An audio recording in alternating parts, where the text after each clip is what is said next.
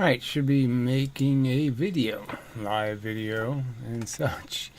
And so this one's just going to be on a subject instead of, the subject of the physicist who won't talk about physics. This is just going to be on the subject of gravity and the fact that gravity makes things hot. And it's just so undeniable that I'm amazed nobody else is saying it.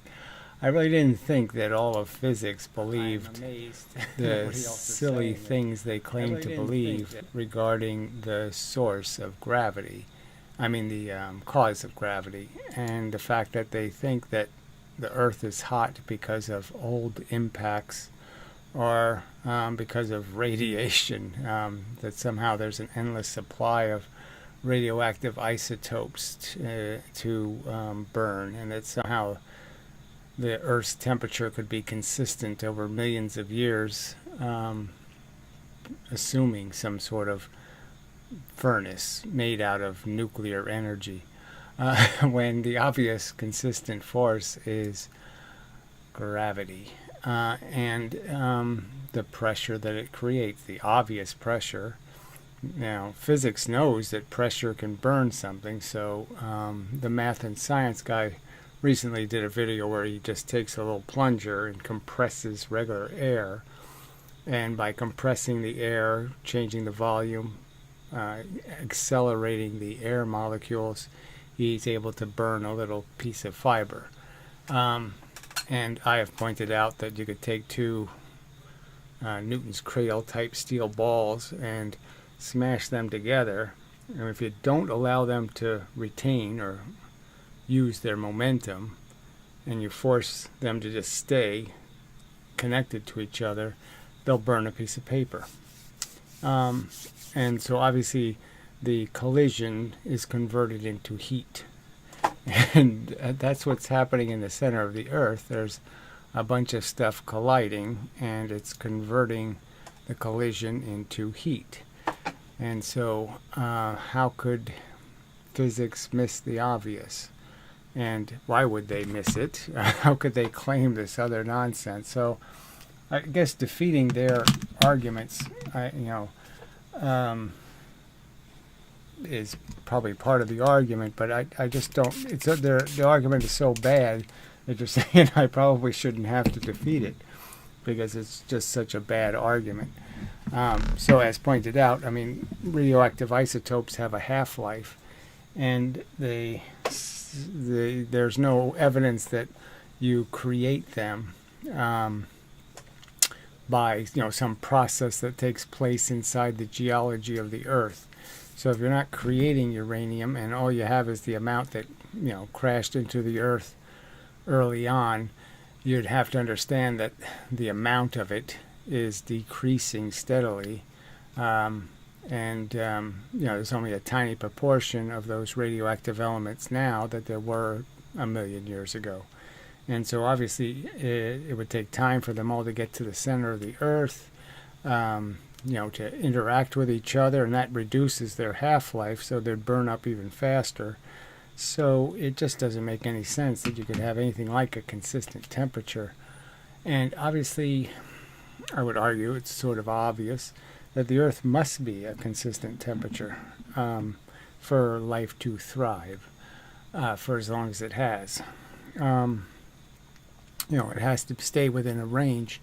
Can't have the extremes of 200 and plus 200 degrees Celsius and minus 200 degrees Celsius. It can't do that night and day thing.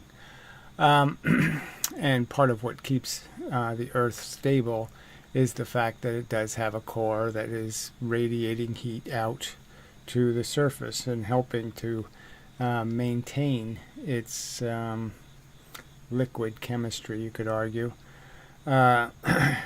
Keep it from getting too cold. Now, the atmosphere plays a huge role in how we interact with heat on the surface and the retention of heat at night. And so, but you just can't deny that the ground temperature not being zero, not being a sink for heat, but instead being a radiator, makes it possible for the atmosphere to do all of that. So, so it just seems, like I said, they're already in a way conceding the argument in the sense that they can't deny that gravity gives things momentum. So, they gain a kind of energy, let's just call it. It doesn't matter. You want to say kinetic energy, I guess you could put a square on there and play the game, but it's superfluous to the argument. Oh, I guess I have to fix that. Sorry, didn't think the focus was variable, so I have to do this, I believe, and that should fix the problem. All right, so it gets momentum. I've sort of done this already, but when it crashes on the surface, that's creating some heat that's going to radiate into the environment. Some percentage of the momentum won't be big things moving, it's going to be little things moving, whatever the percentage is. And so you have some heat radiating into the atmosphere anyway, just from the collisions itself. And then obviously when the mass is sitting on the surface, there's a constant force of 9.8 meters per second. There's a constant momentum that the mass still retains. So it goes from going up, you could say 100 miles an hour. When it hits the surface, it's only going 1 mile an hour, but it's still going that 1 mile an hour. It's still increasing the pressure inside the Earth. And you could just understand that as, weight on top of something's head. So you could say if the center of the Earth was a person, the idea is that all this weight is on top of it. And it's this insane crushing pressure. So this is something physics concedes, that it's an insanely high pressure being created. And as all the experiments demonstrate, when you increase the pressure, you increase the heat. So you make things hot when you increase pressure. So there's no denying that it's making heat. And the idea the idea also is that you can understand that the pressure is coming from both sides. So there's no outlet for the pressure. So that's just like the Newton's balls smashed together and not letting them move. It has to be, all of this momentum has to be converted into heat. So they concede, okay, the center of the Earth is nearly 5,000 degrees Celsius, 10,000 degrees Fahrenheit. Insanely hot. So hot, in fact, so much pressure that it can't go from its solid state into a liquid state in the very center because of the compacting pressure. It just won't allow it to liquefy, to have a bigger volume. It needs to have more volume to liquefy, and it can't even get the more volume. So the center of the Earth, even though it's the hottest part, it's solid, and then it gets degrees of liquefaction as you go further out, more like a even like a clay-like motion, but it gets thicker and thicker. And the idea is that the heat in the center, okay, if I were to, what you have to recognize is the amount of area that heat is contained in versus the amount of area out here. So the whole thing is basically, the idea is that you're taking the 4,000 degrees on the inside, okay, 5,000. They provide different numbers. And you're basically saying, well, what would happen if I take that heat and applied it over this much larger volume? So you have a very small volume that's at the very high temperature, and obviously there's a gigantic volume that as you go further and further out, you've increased the volume. So obviously the temperature goes down. And so the surface temperature in actual Kelvin could be something, like 50 or 100 degrees. Which would be minus 300 degrees Celsius or something. I mean, it's very cold by our standards, but it's still hot by relative to zero standard. And really, that's what everything would be if it wasn't for gravity. It would be zero. It wouldn't have any internal heat. It wouldn't be able to create any heat. And so what it would have is whatever heat was in the environment that interacted with it, and it would become equilibrium with that. But I mean, obviously the pressure is there. They can see the existence of the high pressure, and where's the outlet? There's no way for it to get out, and the pressure is constant, so you know that it has to be going somewhere. It doesn't just stop. Pressure doesn't just stop. It has to be dissipated as something. If you keep applying it, then the pressure has to keep increasing. And obviously there's a point where it stops and it becomes equilibrium. Well, that is obviously the point at which the constant pressure is doing this conversion, and there's a constant amount coming back out. And you have to achieve that kind of equilibrium. Now the trick is the obvious statement I would make about how gravity works. At least I think it's obvious, is, maybe go this way, is that the Earth just provides a way of taking energy that comes in, okay, and basically slowing it down. So just like all other experiments where light gets slowed down going through glass or going through some water or going through some medium, the gravity has the same problem, and it is slowed down. And so the obvious circumstance would be, at this particular one moment of time, the amount of energy going into the Earth is always a little higher than the amount of energy coming out. And that's the differential that creates the gravitational difference that you fall into. And so it obeys the inverse square law. It works perfectly as a description of the circumstance that the Earth is radiating, let's say 49 degrees, and the universe applies 50. So there's a differential of that 1 degree, and obviously you'd get that back if you turned all the gravity off, took away all the pressure, and somehow didn't allow the thing to fly apart, because it would, because it's under high pressure, and you just kept it from falling apart, just waited for the heat to dissipate. That's the heat differential that exists constantly between the energy coming in and the energy coming out. There's always that deficit, and it's always a constant deficit, in the sense that at any one moment it's always a little short. All right, and that makes perfectly good sense, and it's always storing energy, and it's a constant engine. So you have to understand, it's not like it stores more and more heat. It's just constantly delaying the heat coming out of the Earth. So it's not like the heat is being stored, it's just being delayed. It's only being stored for a very short period of time. So it's a constantly feeding the engine. The pressure inside the Earth couldn't stay the same pressure unless it keeps applying the pressure, because it's leaking the pressure back out into the universe, quite obviously, and in the form of heat, a kind of heat anyway. So there is a whole pile of physics that I have to go into regarding how we perceive something called heat, how we measure it.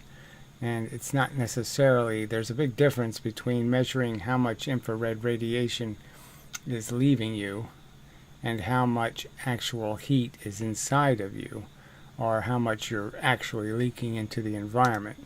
Because many of our instruments to detect heat can't detect it unless it does, in fact, create a true differential in the environmental heat. And the point would be is that it's what you're seeing is a reflection off the heat, is the argument. The heat is there, and the infrared part are photons that are bouncing off of the heat. So the photons represent the fact that something is hot.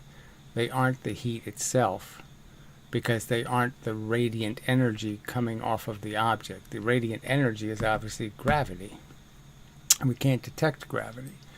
So that needs a little bit of work. That's black body. I guess you block body radiation, and all figured out. This is just baby talk. All right, I'm making the argument that there's no video on YouTube, okay, that I can find. So you go ahead and find one where a physicist actually says gravity makes the Earth hot.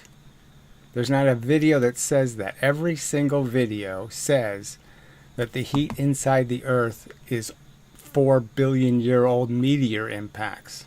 Right? That somehow the Earth is a perfect insulator and it's just stored all of that heat for billions of years.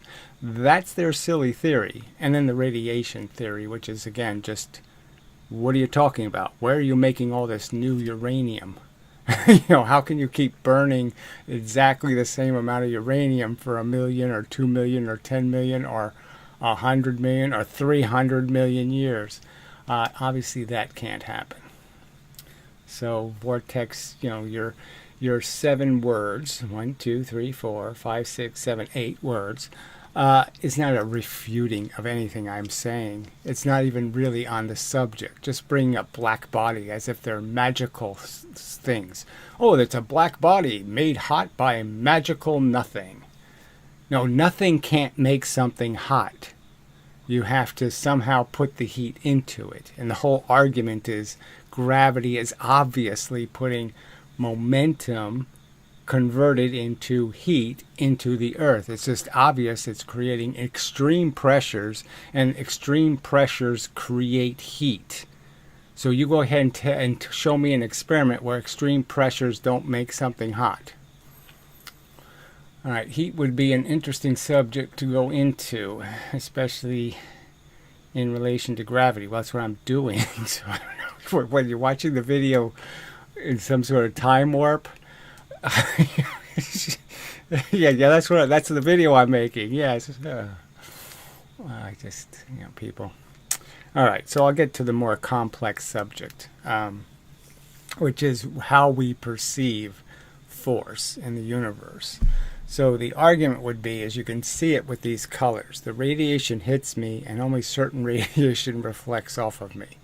So obviously there's something going on where there's a distinction between what gets reflected and what gets absorbed. And the whole definition of what a reflection means and what an absorption means. So my simple argument is that the heat that the Earth is made out of is basically just made out of bits of force. And the simple argument is the bits of force, all right, I'm just drawing them in a block of geometry here, have the velocity of the speed of light, all right, it's the speed of force. So everything is this, all right, and the catch is that, to create charge, there's actually 2 kinds of force, okay. There's proton force and electron force.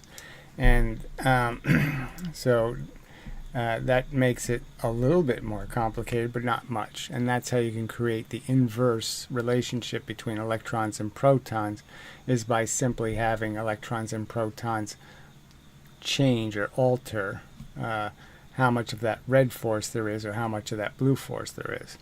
So they're radiators. So the electrons and protons look much like this picture. That would look like a proton.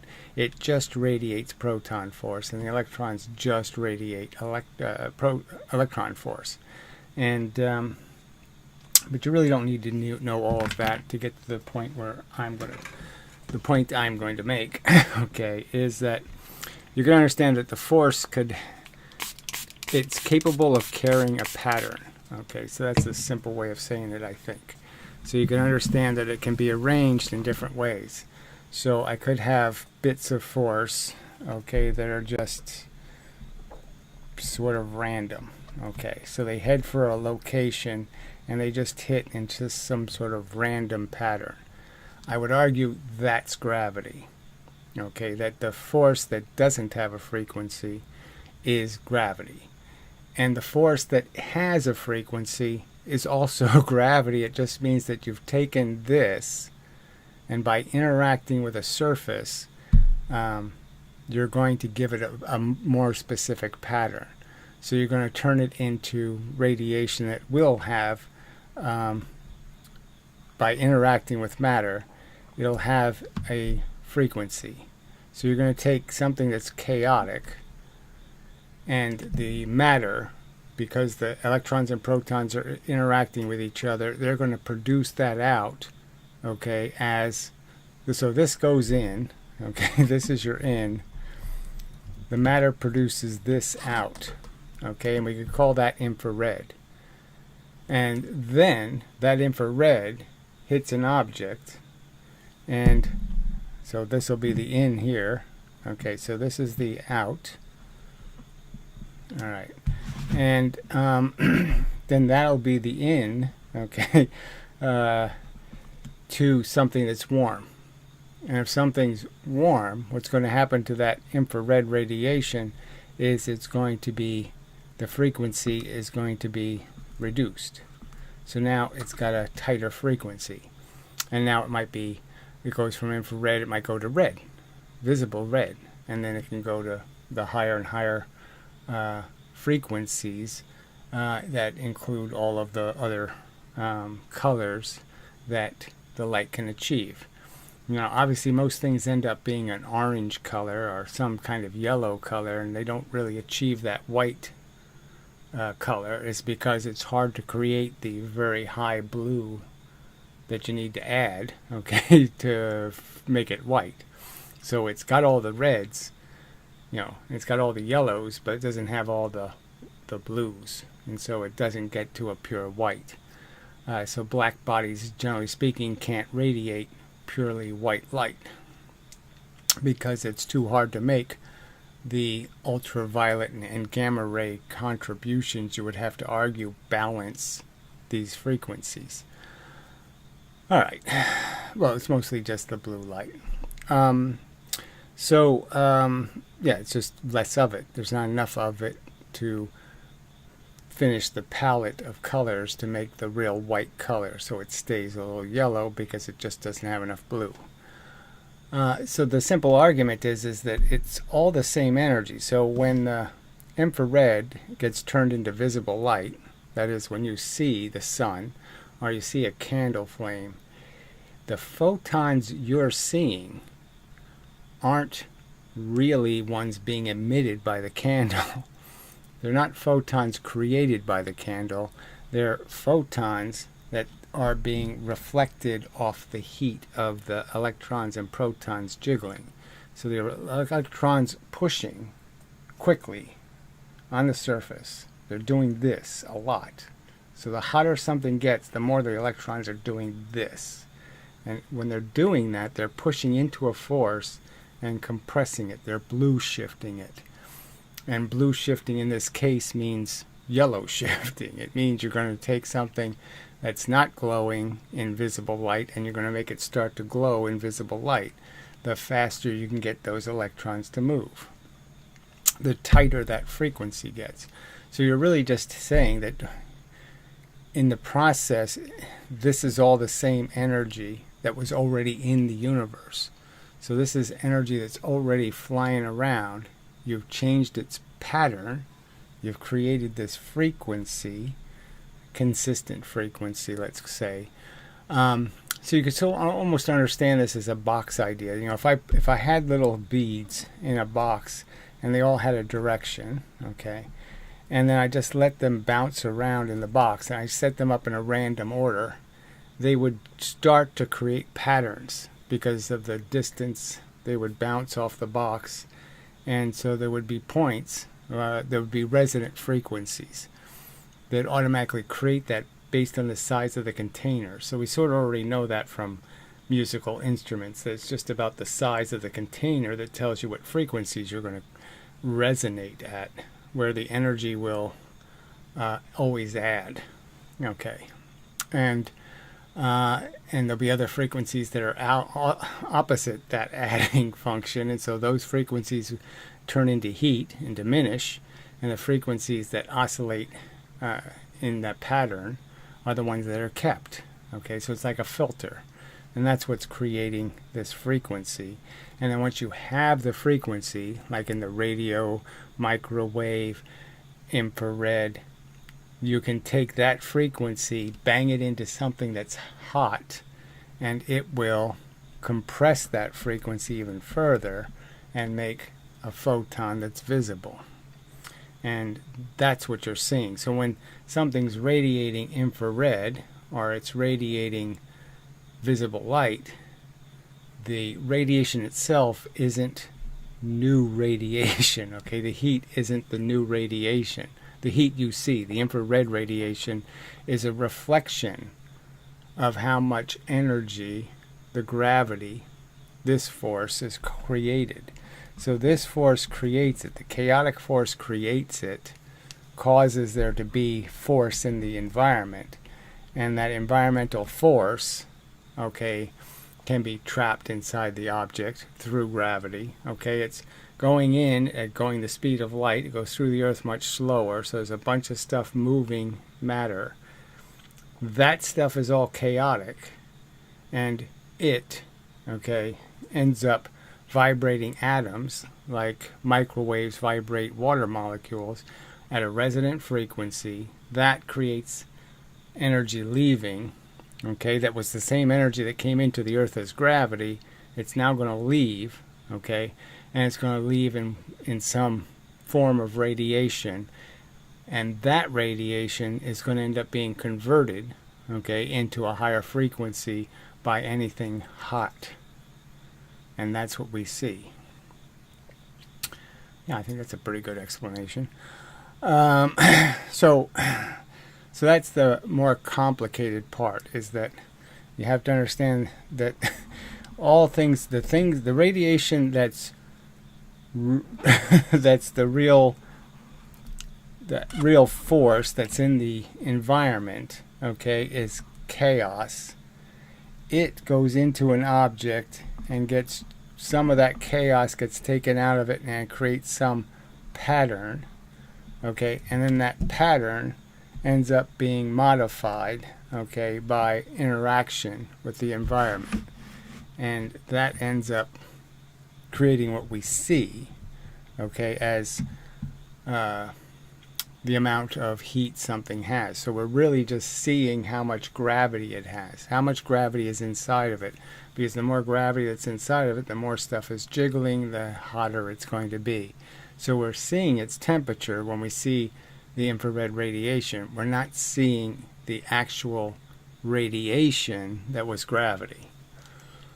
There's still a bunch of chaos leaving, and all we're seeing is part of the chaos. So that's, I guess, the point to make, is there's chaos going in, randomness, whatever you want to call it, and there's a whole bunch of that still going out that isn't a pattern, but some percentage is a pattern, and we see that percentage altered in its frequency. And so we're saying that because there's always a constant percentage of the radiation that's going to be turned into a pattern, like it doesn't matter if there's 10 atoms or 100 atoms, it's going to be the same percentage that's being converted into a pattern. And so we just see a representation, a proportional representation of something's heat, but we're not sampling the actual substance of the heat. We're sampling the heat converted into a pattern. And obviously I would argue that magnetism is, instead of a frequency, magnetism is really just about sending a pattern that is, there's a section of one, then there's a section of blue, and then there's a section of red, and then there's a section of blue. That's the kind of pattern magnetism is creating. Blue force, red force. It's segregating the force based on the fact that you've created dipoles, and the dipoles have a pattern inside the material that's magnetic. Alright, I really don't want to go into electricity and explaining how it's really just about the fact that electricity goes this way. When it pushes on electrons this way, it ends up pushing on electrons this way, and the electrons moving this way are the ones creating the magnetism.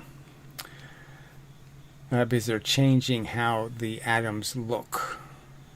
See, when you push on the electrons, you expose the nucleus, right? So if an electron's sitting here and I push it out this way, you can understand if it was a nucleus here, now the nucleus can be seen, the further out the electrons go, the more red you're going to see. And the less red you're going to see, the closer the electrons are. And that's what's causing the magnetic effect. So it's still a pattern. It's just a different pattern. So magnetism is one form of pattern. Visible photons, or photons that are part of what they call the electromagnetic spectrum, they're just these force bits at a consistent frequency. And when the force bits are not at a consistent frequency, we have absolutely no, like this, okay? If they come in this pattern, we have no way of detecting them. We can only detect the radiation when it has a frequency. If it doesn't have a frequency, we can't see photons that don't have a frequency, quite obviously. All of our instruments are frequency dependent.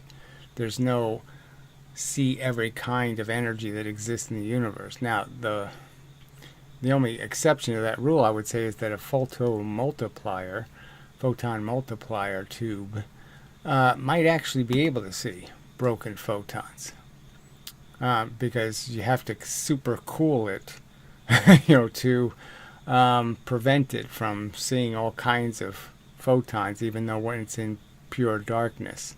So it's obviously seeing something, and reacting to something until you make it very, very cold. And so that's an interesting fact. I don't know if it's relevant, but that just might be it seeing its own internal heat. The metal, the thing it's made out of, the glass of the tube even, is radiating a thermal equilibrium it has with the environment, so it might be making photons, and that's why the photodetector detects them. But the point is everything is essentially frequency dependent. Certainly our eyes are. Certainly most of our instrumentation is completely frequency dependent. If it doesn't have a frequency, we can't see it. We don't have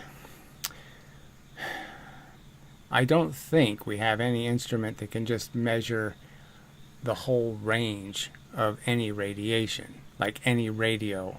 It always has to tune in to a frequency. It can't see all of the frequencies.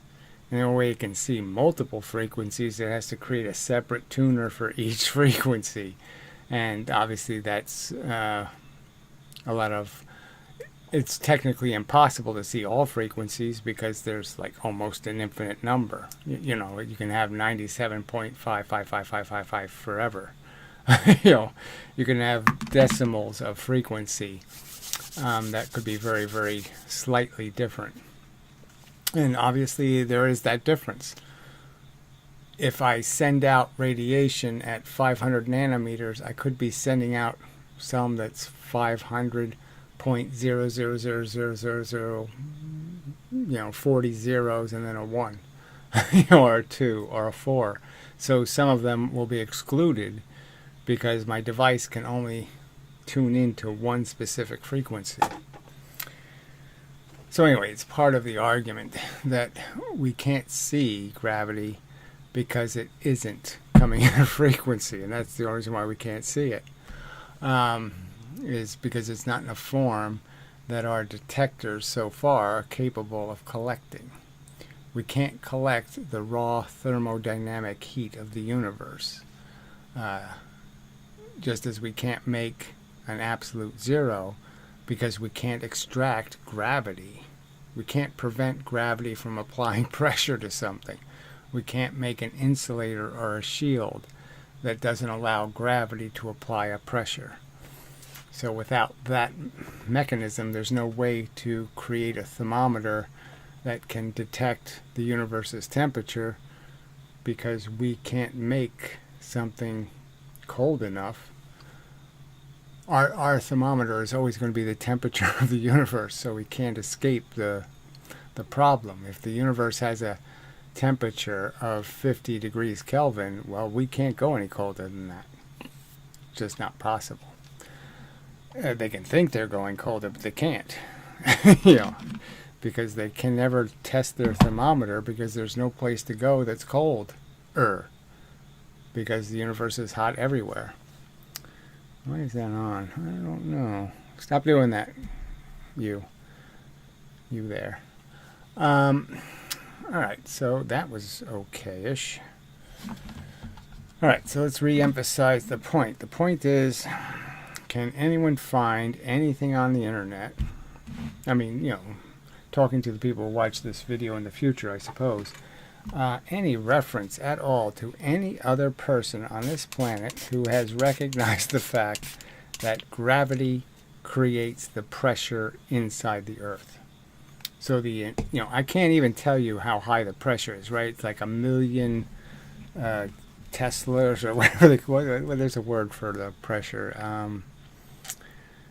But it's an insane amount of pressure on the inside, getting towards the core of the Earth. The pressure is insane. And so how can physicists not concede that if I have this pressure coming from both sides, in all directions, that it's going to be insanely hot? What other consequence could you possibly imagine except an insane amount of heat? It has to be the momentum, the 1 mile an hour motion of every single piece of matter pushing towards the center. Now, obviously, the stuff that gets closer and closer to the center, it's going less than 1 mile an hour. Okay, so there's less gravitational pressure. It's 1 mile on the surface, and it's a little less, and a little less, and a little less. But it's an insane amount of mass on top of the center of the Earth's head, so to speak. Just insane, crushing pressure. And it's constant. Let's understand. It's not just happened and then it dissipates. It's constantly pushing. It's constantly pumping. You never turn this pump off. It's constantly pumping the pressure. So obviously it has to go somewhere. It can't not go somewhere. It's like me having the 2 Newton's steel balls, and I smash them together, and somehow I keep applying the pressure. Then you can understand that it's not going to just burn paper. It's going to burn your house down. I mean, it'll be constantly creating heat. So in that case, it's just an impulse energy. In this case, we're talking about energy that's constant. It's like it was bang, bang, bang, bang. Like you're banging it over and over and over again. You're just creating watts and watts and watts and watts of heat. So it's this huge heat generating machine. Now, how can physicists, smart people, not figure this out? How can they sit there and look at a diagram of the Earth, okay, and think about what happens when you put a lump of matter on it, and how it creates all this weight, and how the matter underneath that creates weight, and the matter underneath that creates weight, and it's this gigantic pressure, and how can they not understand that that has to create an enormous amount of heat? Insane amount of heat. With something the size of the Earth, the heat is enormous. Now, obviously, an asteroid, maybe it's only a couple degrees Kelvin. A mile across asteroid. I don't. I can't do the calculation. 1 mile an hour. Just think of that for the mass. As momentum. And then you do the calculation for how many joules of energy that is. And again, the joules of energy are being collected over the entire surface and then converted to the center. So it's, you have to recognize that it's not going to be very hot on the outside to be hot on the inside. Because this is where the heat is going to have to be converted. The motion can move inside the Earth. There's convection, there's all kinds of motion in the Earth, so the pressure can move. But inside that center, nothing can move. So it has to turn it into heat, because it can't move anything. It has to turn it into radiant energy. Yeah, that's a good explanation. I like that. Let's see. Well, maybe I'll put the chat in here, since so it can't hurt, right? See if I can find it. Pop out. Yeah, that would be it. All right. So I'm a little tired, so I won't draw for a second. I'll just interact with people for a little while. But again, isn't it incredible? I mean, I'm sitting here saying, I mean, I was never I can't say that 10 years ago I might have thought about this being true. I'm just not sure when I realized that the Earth is hot because of gravity. But it's just something that doesn't come up. You don't you don't think about it until somebody brings up the subject, and then you think about it. And so it never really occurred to me that physicists actually thought something else was making the heat in the Earth. I mean, I never knew that they thought the Earth could retain for millions of years, that it could store heat. Now let's understand, we can't make any vessel, okay, that is insulated. A perfect, like say, well, we can take a big steel tank and we can pressurize and make liquid nitrogen. But once we take it out of the high pressure, there's no way we can make a thermos that won't just dissipate the heat. So in a day or so, you've lost all of your nitrogen. It won't stay liquid nitrogen. All right, because we can't make a perfect insulator. And obviously, the Earth, you don't have to go that far down, right? A few hundred miles, and you're already in big trouble in terms of you're already getting into something magma-ish. And, very hot. And to argue that somehow there's some reason why that heat can't get out of the Earth, like there's something stopping it from leaving, it's just nonsense. So I think anybody reasonable would say if I heat a rock and I throw it in space, that it's going to dissipate the heat. There's no special way that I can make that rock not dissipate its heat. And so the problem with gravity is that it's a constant force, so obviously the heat keeps being generated. It keeps generating more and more and more heat because it's a constant amount of pressure being added. Not just applied, not just stored. It's not like a tank where you put the pressure in, the air pressure, or you suck all the air out. Okay? It's not like that. In this case, you can't suck anything out and you can't put anything, it's a constantly pumping still. So it's constantly pulling or it's constantly pushing, so to speak. And so it's just not a good explanation. All right, let's see what this is. How gravity make heat, can you explain again? I just did explain. It's MV, it's motion. If I take things that are moving and I smash them into each other and I don't let them bounce apart, I don't let little pieces fly off, I don't let the momentum leave in some way, I don't knock pins down, I don't do something to exchange the momentum or put it into the environment, then it has to be converted into heat. That's the only thing left. It has to dissipate as heat. There's nothing else left no other way for the energy to leave. It has to leave. It's momentum. It never stops. The idea is that you can never stop, energy. So once something has motion, if it's going to stop moving, the motion still has to be in the environment somewhere. That's the Richard Feynman block thing. So you have to go look for it. If I roll something, we know the ground is absorbing the vibrations, and that's the motion that was in this. This has motion. It's going to give its motion, which is slow and clunky, into little tiny things moving really fast inside the ground. You could call it heat, or you could call it vibrations, or you could call it lots of things. Little pebbles moving. A gravel driveway. You're taking your motion, and if you have a gravel driveway and roll a car on it, if you've ever done this, it stops pretty damn fast. Well, why? Because there's lots of ways for the energy to leave. Because there's lots of little stones to go flying around.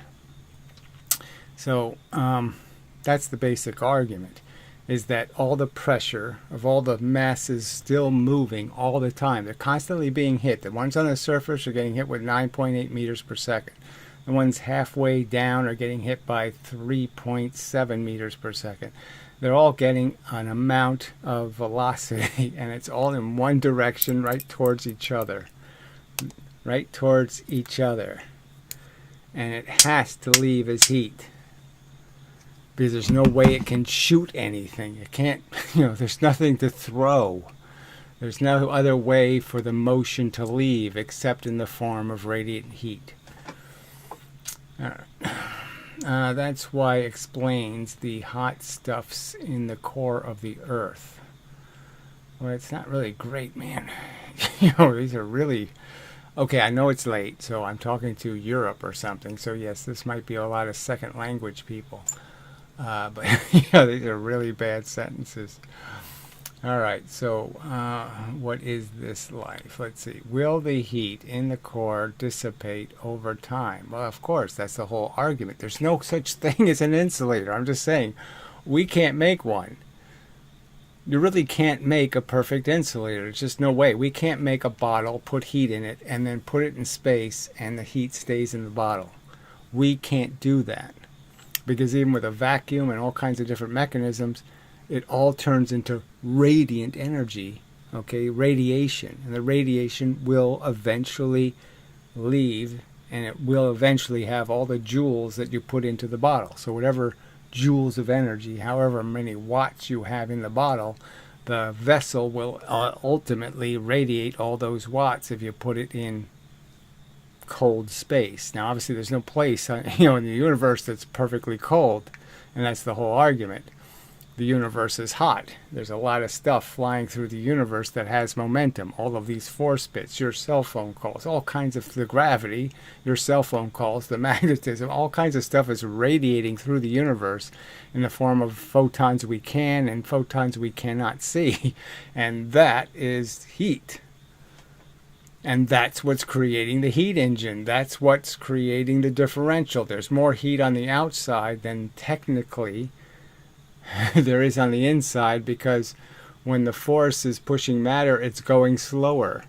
And so it's lost a little bit of its energy to pushing the boulder. And that's the differential you fall into. Dissipate over time, or is it possible that gravity can fuel it, so to speak, indefinitely? Well, of course, the gravity is fueling it indefinitely. The whole point is that gravity has made the Earth hot for billions of years. For billions of years, the core of the Earth has been 5,000 degrees or 10,000 degrees Fahrenheit, and because it's fueled every single minute, the universe is shoveling coal, so to speak, and the coal is the photons in the universe. The heat in the universe is constantly pushing on everything, giving it momentum. The momentum collides in the center of the Earth, and there's no place for the movement to go except to leave as heat. And there's nothing stopping it from leaving, because we can't make an insulator. There's no insulating layers. There's only layers that are harder to get through, but there's no insulation. There's no, oh, it won't get cold.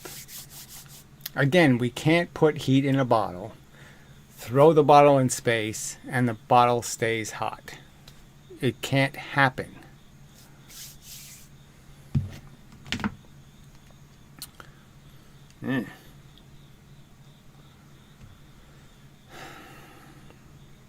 Look, the miraculous part is the silly explanation they provide. So the first explanation, again, is that somehow the heat went into the core of the Earth 4 billion years ago, and it's just been sitting in there. It just can't figure out how to get out. That's really stupid. And then the radiation argument. And then in the context of recognizing that I don't think any physicist could say you could have the insane pressure. Okay, now what do they measure pressure in? I just can't remember the damn term. But it's like 1 million Pascal or something. I think it's pascals. 1 million pascals. I mean, it's this gigantic pressure that the center of the Earth is under. And it's obvious that high pressure makes things hot. It happens in car cylinders.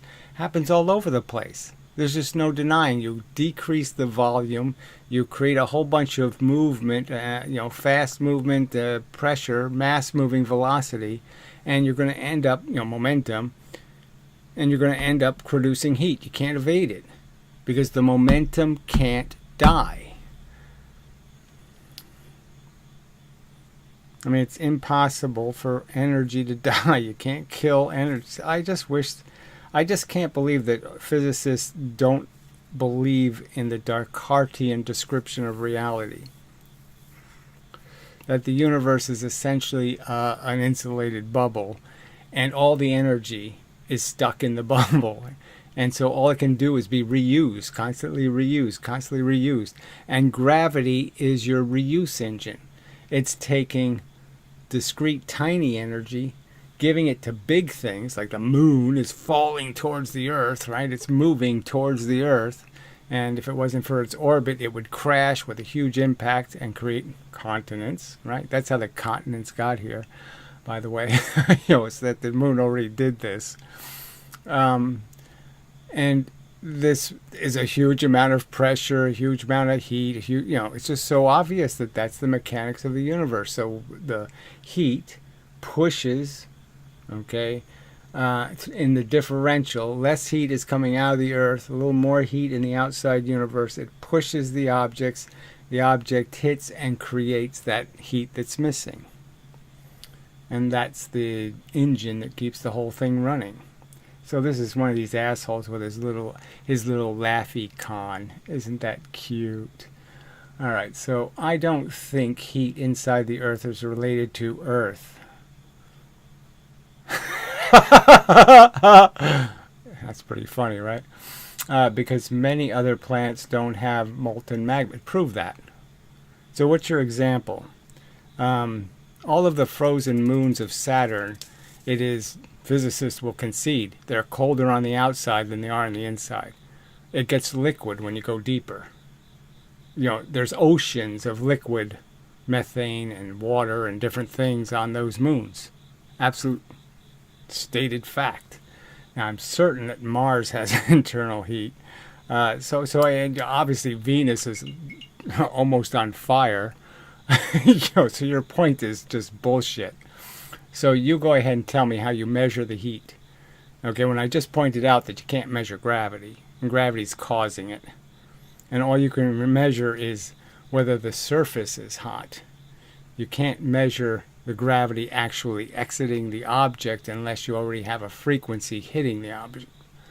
Okay, because many planets don't have molten magma in the meanwhile, sun is whole ball of heat. What does that even mean? So another really badly written sentence. But obviously the sun is gigantic in terms of its mass. And, its density isn't very high. It's just gigantic. And so there's every expectation it would be plenty fucking hot. And... that's why it's on fire.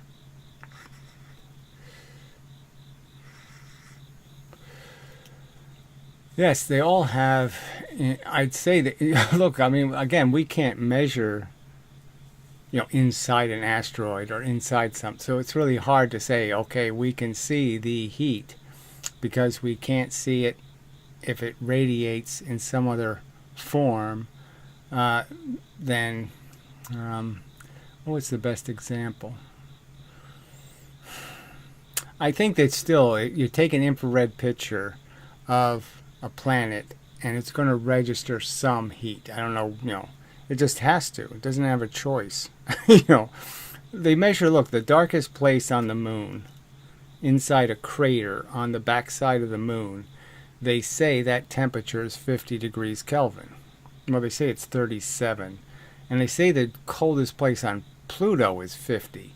So I'm just saying, these are kind of mushy numbers. But obviously that's real heat, so where's it coming from?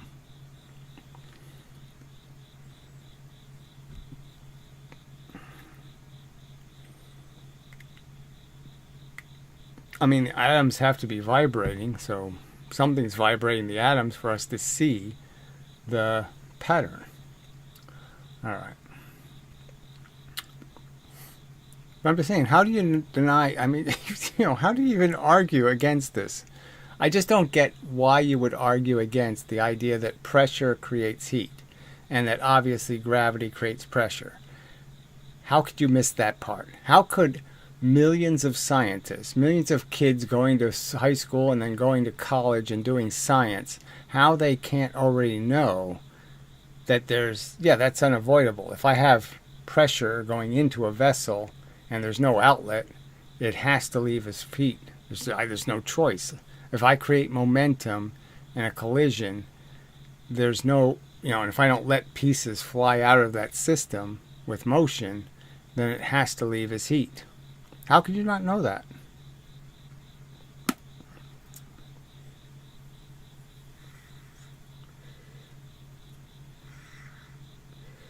We can tell it has heat because we can measure at the... See, I know, but I'm telling you, what you're measuring in radiation is a reflection off something's temperature. It's not the temperature itself. More heat into the solar system than we get from the sun. I know, but you have to be able to sample at all frequencies. Do you get what I'm saying? Radio is heat. Microwaves are heat. Infrared is heat. Every single frequency is heat. The whole universe is heat. All motion, essentially, all the force, you could just call it heat. When you have force going in, a bunch of force inside of you going one direction, that is actually heat. It's just that you have it in one direction, so there's no problem. The heat we know of is this dispersed stuff. Okay, so it's motion going in all directions. But that's all the difference really is when you can take motion and put it in one direction, we call it driving to the store. But when it can't go in one direction, it has to go in every direction, then we call it little dispersive heat, because it has to move just electrons and protons. All right, radio waves, electromagnetic waves regarding what? Not heat. They are light. Well, again, says you. I'm telling you, this is my point. Light is heat. Okay, if you don't think light makes things hot, then I'm sorry, but you're not getting it. Light is momentum. There's momentum in the field of energy. The field carries the momentum. Force is momentum. Force isn't something else. So any force that hits you is carrying momentum. The point is that if it's just changing the frequency, it's not new momentum. Its momentum was going to hit you anyway. If chaos hits you and you can't see it and you can't test for it and you can't detect it on your radio, and I just change its frequency so you can, it's still the same number of force bits that hit you. It's still the same amount of momentum you absorbed. So yeah, you're not going to be able to tell the difference because it's the same amount of energy that was hitting you when you weren't detecting it.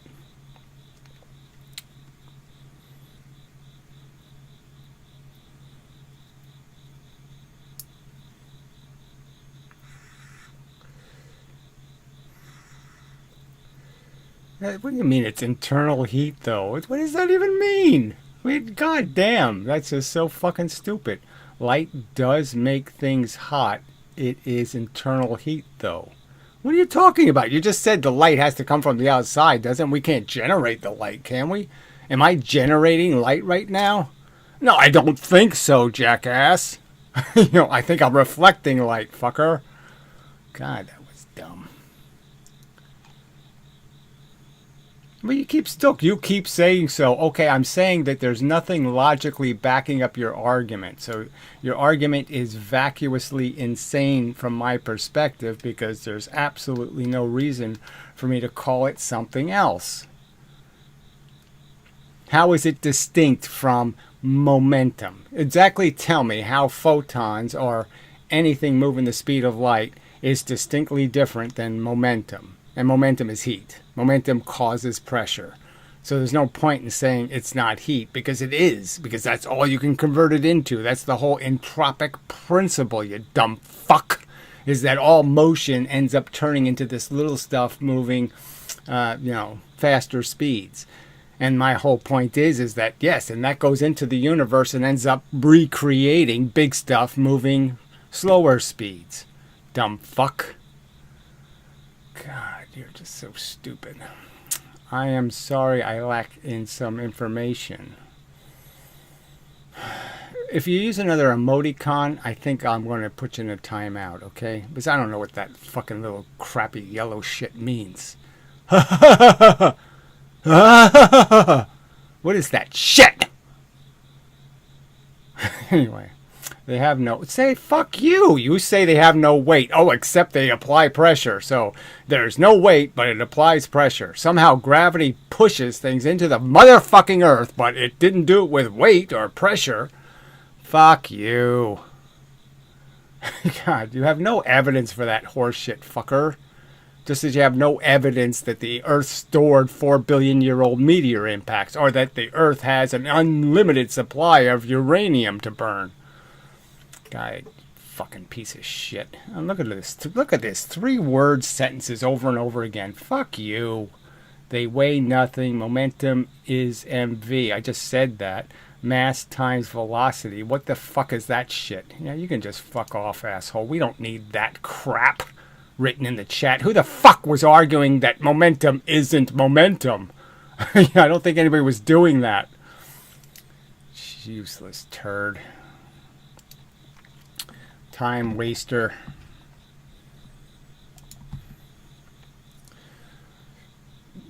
Ugh, God, people are just so fucking... They're just in denial.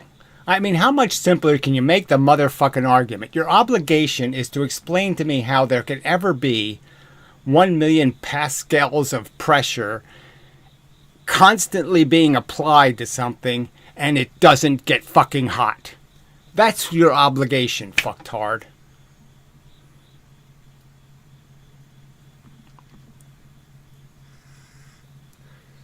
Ugh, people.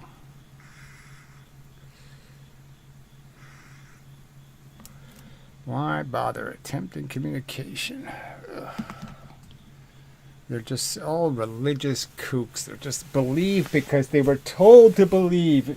It doesn't have to be reasonable. It doesn't have to make sense. We just believe because Sean Carroll told me so. He told me there's a multiverse, and I listened to one of his question videos, and it was just so tediously horrid. Every fucking question was some obscure crap about some idiotic entanglement shit. And it all came down to just kept talking about multiverses and many worlds. I don't even know what the fucking difference is. Many worlds and multiverse? What the how could those two things be different?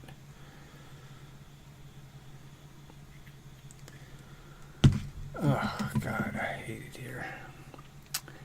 Let's see, a magnifying glass used outside demonstrates that light from the sun can be used to make fire. Yeah, you can demonstrate that any force concentrated can make fire. So that's, there's nothing new there.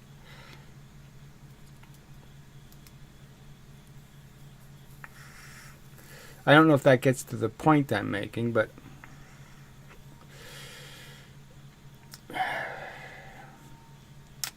see how to put this. Oh.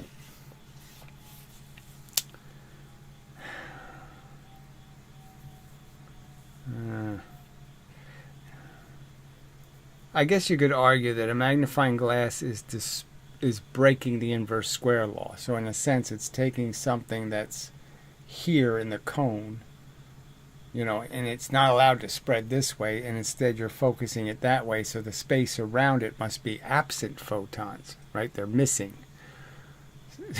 So in a sense, you could argue that if you look at the magnifying glass at an angle, then it's going to have less photons. So if I look at an angle, there's less photons than there is this way, than there is this way. Something like that. I have to think about that one for a while. But obviously you're concentrating something with a frequency. Again, it's frequency dependent. That's why it separates the different colors, is because it can obviously differentiate between photons of different frequency.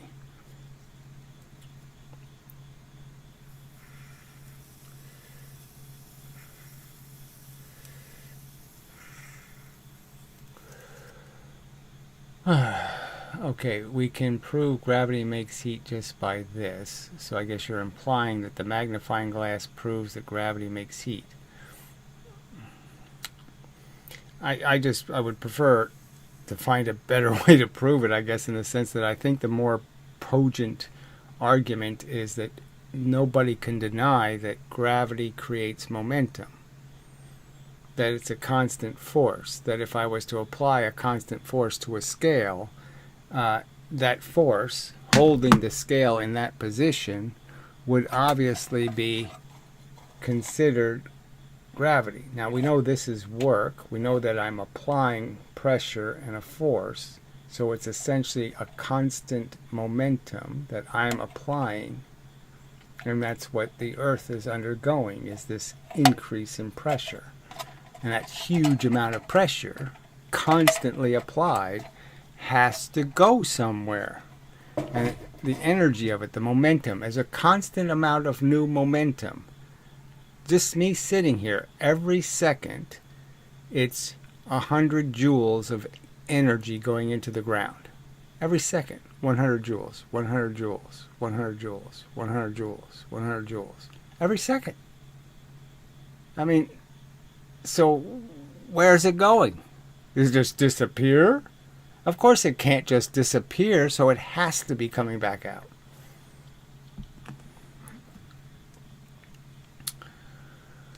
Let's see. Try to make a box which can block completely. I'm not going to play. You can't block gravity. That's the whole point. Okay, but anyway. Completely all photons. I is not possible to block light completely because from somewhere light is generating inside box, maybe because of heat. Well, that's the whole point, is that the energy is all heat, and you're just putting the heat in a form, in a frequency. The heat is gravity, the heat is in the universe, it's little bits of force.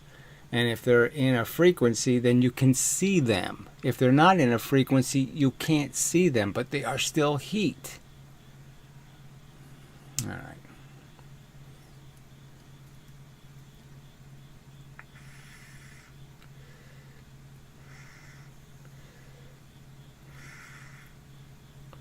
Yeah, well, the scale is an excellent argument for a lot of things. I mean, why hasn't physics done the simple experiment?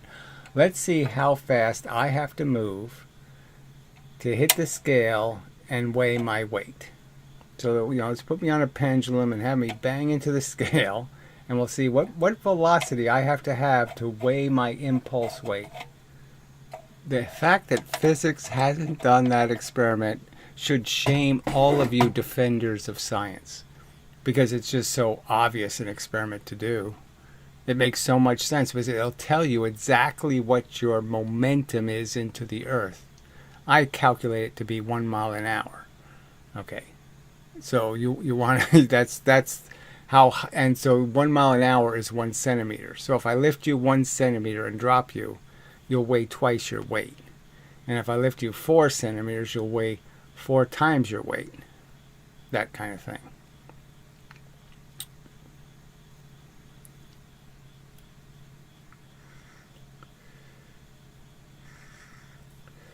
Are you saying that gravity has a weight? I'm saying it has momentum. Little bits flying through space all have momentum. It's just a quantum theory, for fuck's sake. It's Einstein's goddamn theory, for fuck's sake. Of course, the force carries momentum. There's no point in saying photons are massless. It's retarded. There's no reason to believe it. There's no evidence that a photon is massless. All right, so yes, it carries momentum, and it shares its momentum with an electron or proton. It pushes the electron or proton, so it has a momentum. It gains mass from the electron or proton, and then it has a new momentum based on a new velocity based on the fact that it's now a much larger mass, so it moves much slower. Not complicated.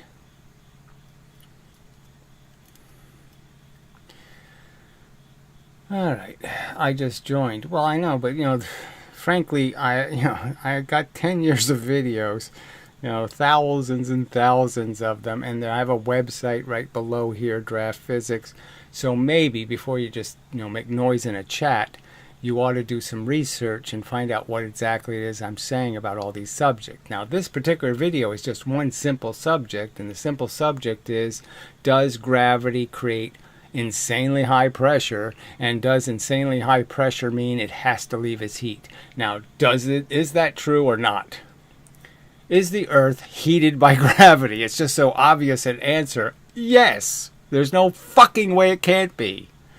All kinds of momentum goes in one right towards the center, and they're opposite opposing, so it's like having two cars crash into each other. Will that make heat?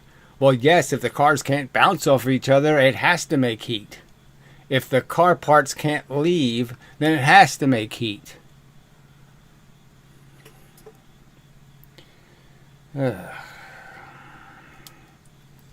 Weight is momentum. Okay, I mean, shit, weight is momentum. I crash something into this scale with momentum. It's going to weigh something. You see this little part over here? It says weight. That's what it's going to cause. It's going to cause you to see a weight, an impulse weight.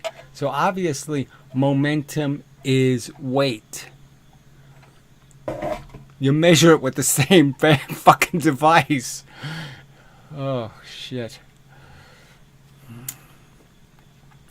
Let's see, they never even did the dropping experiment. Pretty shocking, yes. Obviously, never dropped 4 pounds 1 foot and 1 pound 4 feet and proved it's the same energy, even though it's only half the momentum.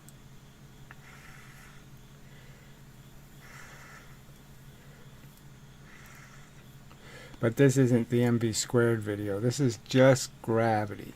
Gravity, gravity, gravity. Because I'll post it on the website under my gravity argument.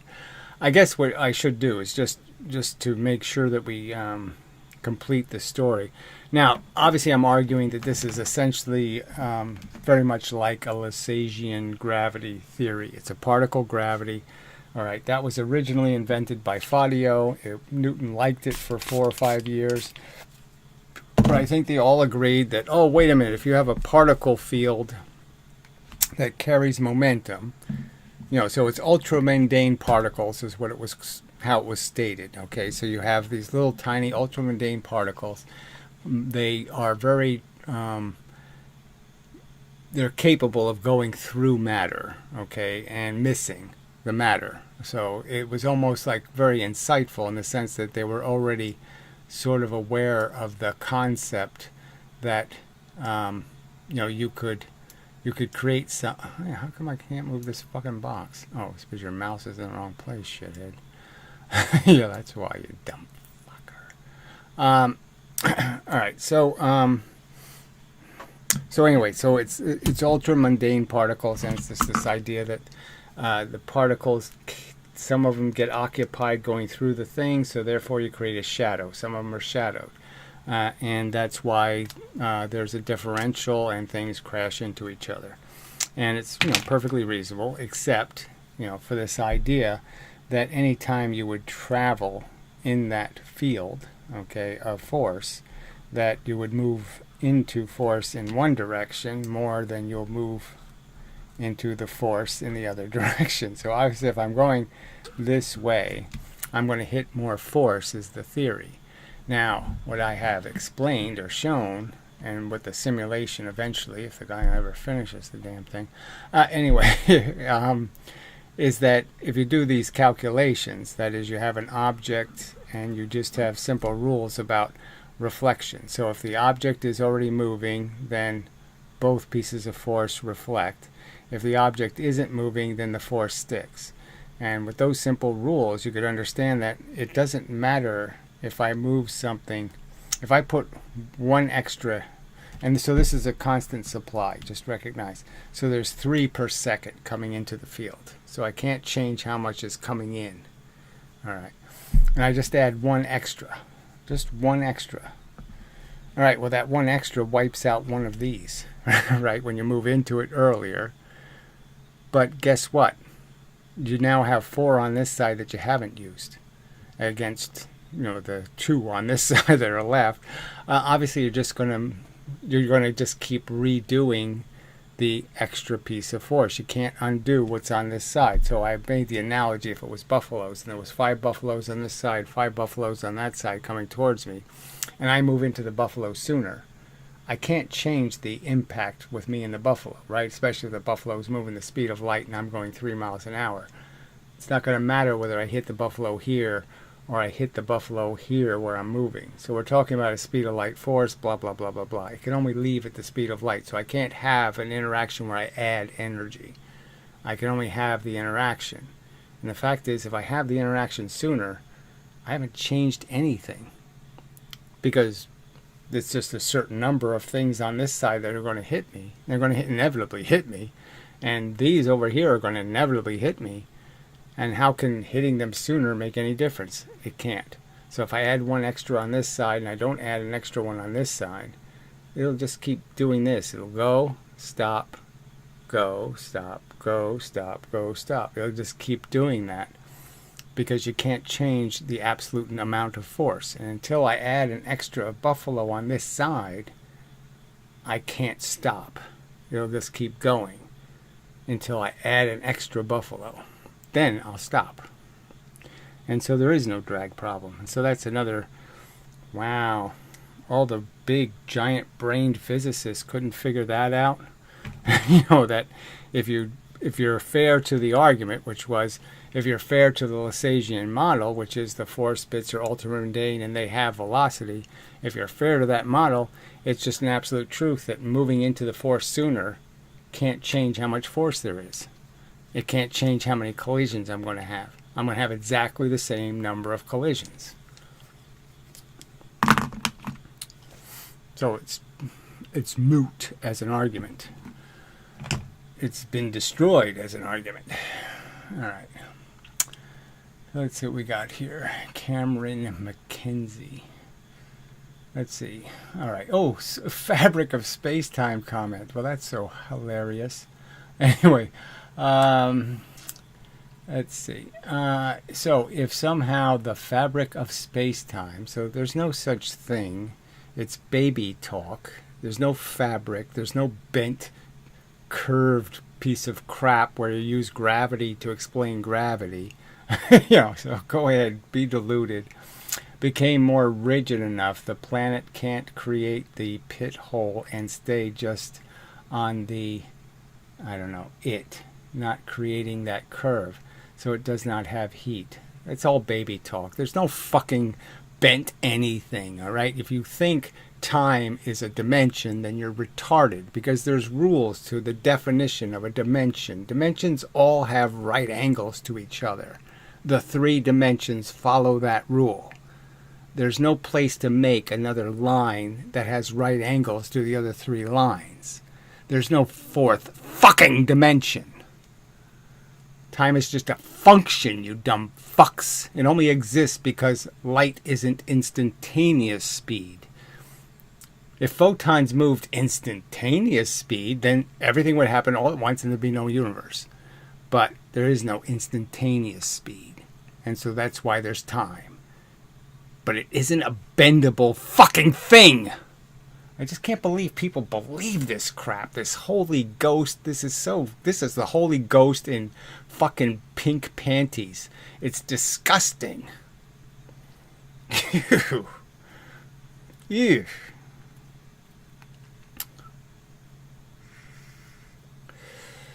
Let's see. It's a push-averse.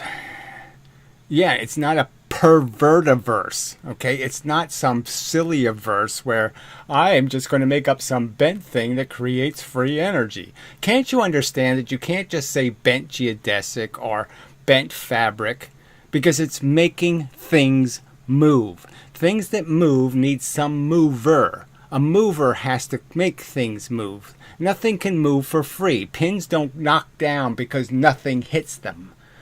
Everything that moves has to have something move it. Something, not nothing. You can't understand that? Well, of course you can't understand, because the goddamn physicists can't even understand that simple principle. You cannot make up a fake invisible nothing and say the invisible nothing made things move. That's not doing science, that's doing religion. Push-averse isn't a real term, so you can't understand the two concepts of universe and push. Yeah, okay, then you're really stupid. I think it's a real concept. Fucktard. No, but it describes exactly. Yes, it's a perfect description of the universe. So yes, it should be. It will be. Let's put it that way. It will be a real word, jackass, because it's the absolute fucking truth.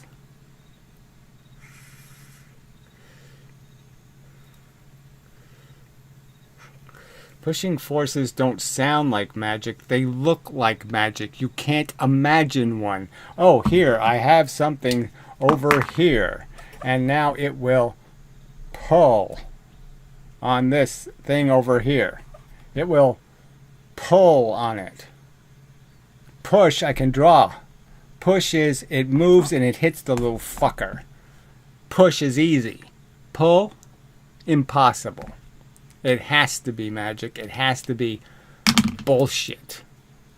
ESP or something. It has to be UFO. It has to be just bullshit made up Goldilocks story.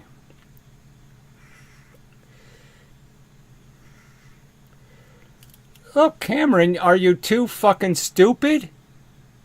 How do you think something moves in? I put something, I take something, I lift it up, and I drop it. Do you understand it doesn't have motion right now? And do you understand that, well, when I drop it, it will have momentum? You can't understand that momentum didn't come from anything? Oh, what an asshole.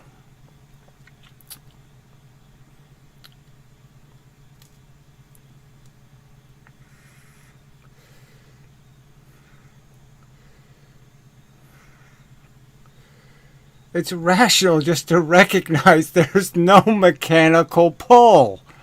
How many times do you have to say this? You can mechanically understand push. Push is just a collision. You know the universe is doing collisions all over the place. How do you elementally have a pull?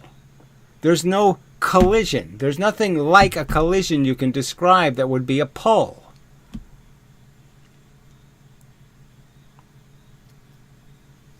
It's impossible to imagine.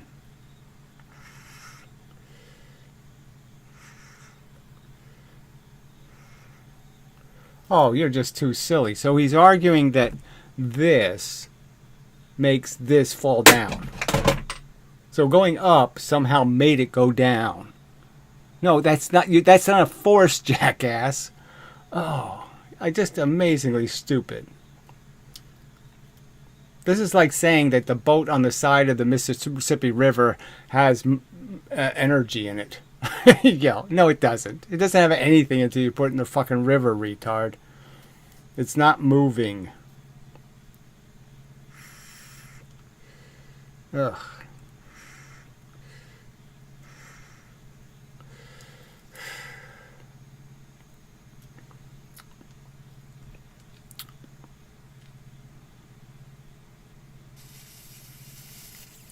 So is it your theory that the comets that might hit the Earth someday, you know, one of those ones flying around, that they got their energy because the Earth shot them out there in the first place? Is that your theory? That's where they got the energy from?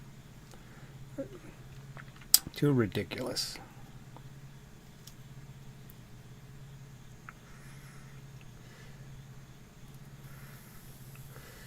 How do you believe things fall down then? I'm not going to redo the video, fuckhead. Right? But obviously, as I just pointed out, the energy's hot. The energy's out in the universe right now. There's a ton of photons flying around in the universe. And all you have to do is understand that, well, there's fewer of them coming from beneath me because the Earth got in the way. And there's more of them coming down from above me. That's called pushing. More on one side than on the other side. That's called pushing. Fucker. Oh, brother. Dumb bastard. And the heat is evidence of the energy that's not getting to me. The obvious evidence that the energy didn't get to me is the fact that the Earth is fucking on fire.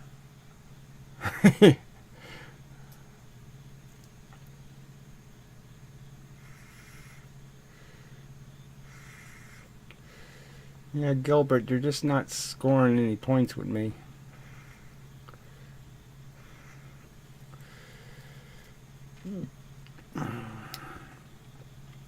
This isn't an entertainment show. It really isn't it's not some groupy thing. Let's all have a group and, you know, have a circle jerk of some kind. No, we're not doing that.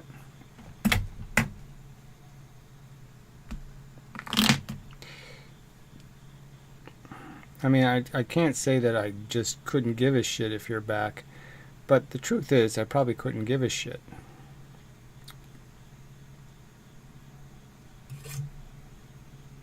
Probably. I mean, in all honesty, it's just not part of my project is to sit around here saying, oh, when is Gilbert coming back? He makes such insightful comments. It's really not happening.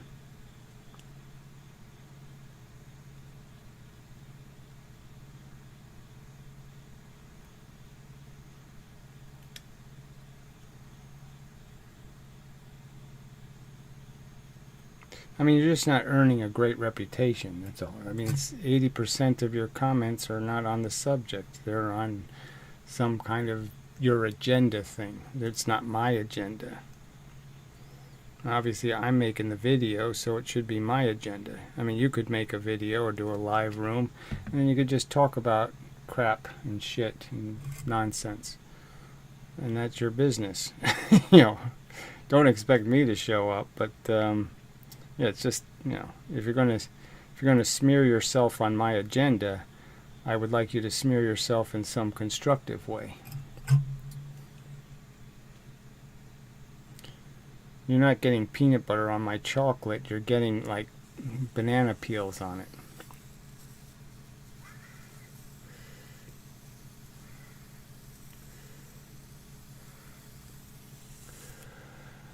So then why are heavy weights harder to pull up from the ground? What the fuck? It's like saying, why if I have a big piece of paper and I have a small piece of paper, why does the big piece of paper collect more paint when I put it through a paint sprayer? How the fuck did it do that? The gravity is collected by atoms that contain electrons and protons. So if you have electrons, they're going to collect gravity. If you have protons, they're going to collect gravity. They're the sail. Your mass is essentially like a sail in the wind. So the more mass you have, the more force you collect. The less mass you have, the less force you collect. Duh.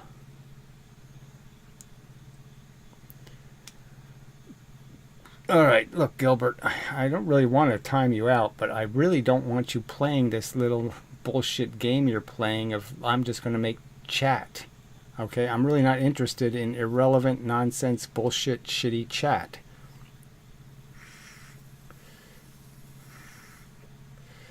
Well, obviously I'm a physics arguer. I argue physics. Okay, I make arguments for rational descriptions of reality. That's what I am. I'm a person who argues for rational descriptions of reality.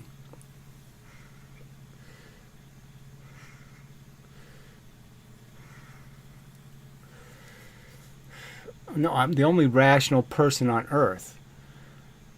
Besides me, what educated human even suggested that mv squared is nonsense? I only found one other guy on the internet, just one other guy, and he didn't believe in mv squared because he believed in something like mv cubed or something. I don't know what the fuck he believed. I couldn't get a rational conversation out of him. And he didn't want to collaborate on making these arguments, which I thought were hilarious. That he believes the formula is bullshit, but he doesn't want an ally in making those arguments. So he's just too wacky and silly for words. But who else said it? And so there's somebody now saying, obviously gravity creates heat. I don't know how Veritasium misses it. I don't know how Steve Mould misses it. How does every fucking person who talks physics, Sean Carroll, all of them, none of them concede that gravity creates heat? Not one of them. So that's a very weird position to be in. That something so obvious you have to explain to somebody, like a thinker of some kind, a logical person. Somehow I have to explain to a logical person that gravity creates momentum, momentum creates weight, weight creates pressure, pressure creates heat. I have to explain that to scientists, which is insane. It's just an insane position to be in. I shouldn't have to explain that to scientists.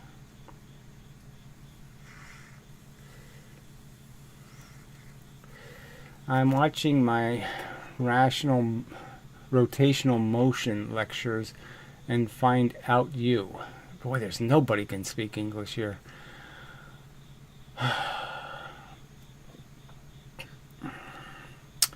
Let's see. Yes, but let's say I have a big balloon. Oh, just shut up. And then, I mean, we're not talking about buoyancy in the atmosphere. This is just bullshit coming up. And then a really heavy bowling ball. Wouldn't the balloon be harder to lift from the ground? Why? Why would the balloon be harder? It has less atomic weight. I said electrons and protons. You think the balloon has more fucking electrons and protons than the fucking cannonball or bowling ball? God, you're so fucking stupid. You're just wasting my time. I mean, you're just too dumb for this conversation.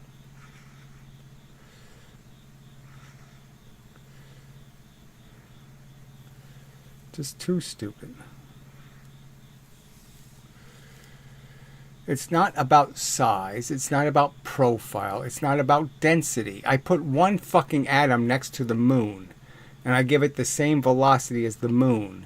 Gravity gives it exactly enough force just to move that one little atom the tiny amount of energy it needs to stay in the orbit. It stays in the orbit just like the moon. Even though the moon, if I let it drop that 1 millimeter, would, crush steel or whatever you want to say. I mean, it'd be an insane amount of crushing power.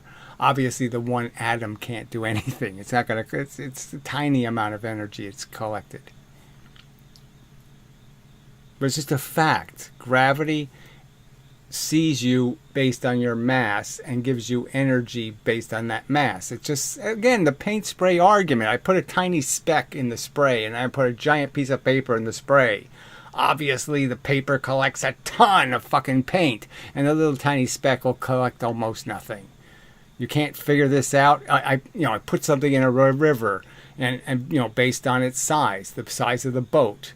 The size of the back end of the boat, and that's going to decide how much it collects. I put something in the wind. It's the size of the sail. The simple argument is gravity sees your mass. It doesn't see your shape. Doesn't make much difference. It doesn't make any difference because the force just keeps going into the object. I mean, the Earth is proving it. The 9.8 on the surface is really the thing creating all the pressure down below. Because the pressure doesn't get lower and lower as you go inside the Earth, does it? No, the pressure gets higher and higher.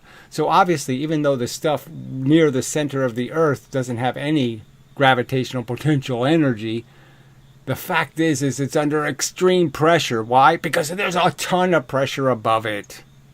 Duh.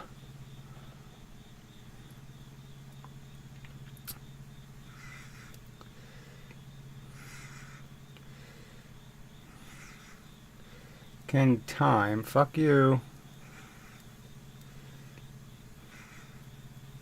What is a pile of shit question derived from entanglement and quantum corrections alone? Why don't you go fuck yourself until you're good and dead? All of that is made up crap. There's no fucking bent time, there's no fucking entanglement, and there's whatever quantum corrections are, there's none of them either. Oh, man. The universe is made out of force and matter. The force moves the speed of light. It carries momentum. So the force is like Sisyphuses. There's a bunch of Sisyphuses flying around, and now and then the Sisyphuses bang into a boulder and they push it. Now they're going a lot slower because they're pushing a big fucking heavy boulder. That's what's controlling the universe. There is no entanglement. There is no quantum any other crap than the quantum of the little tiny Sisyphuses and the boulders. That's the only quantum there is. What's your thoughts about the physics we are taught? Oh, Jesus Christ. You haven't gotten the impression? Pervert-averse. Do you see the word pervert-averse is written right on this video?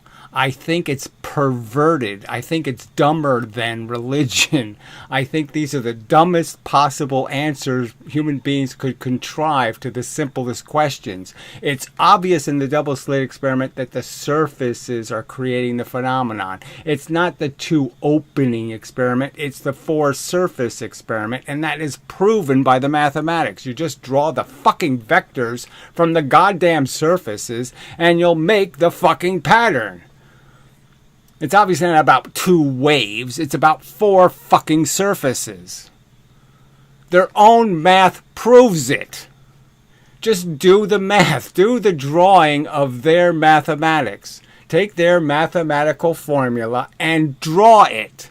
And you can't miss the truth because you'll start to realize, oh, I'm drawing my vectors from the surfaces. I'm not drawing the vectors from the middle of the opening. I'm drawing it from the fucking surfaces.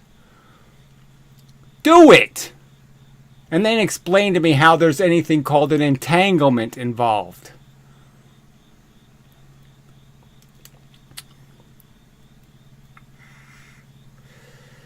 What's your thoughts about the physics? Okay, did that. Let's see. Gravity doesn't make heat. Well, I'm done arguing with you, Cameron, so I guess we're done. I think it's just idiotic for you to argue otherwise. It creates all the pressure. Right? Are you saying gravity doesn't create the pressure in the center of the Earth? Is that what you're saying, you moron? So say that the insane pressure, millions of pascals, isn't being created by gravity. Go ahead and say that, you fucking idiot.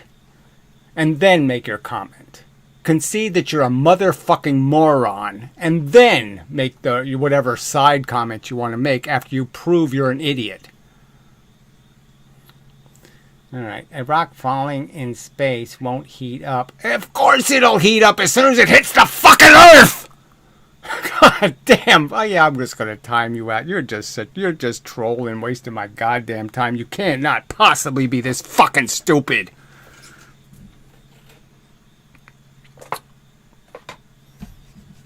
Ugh. Stupid turd.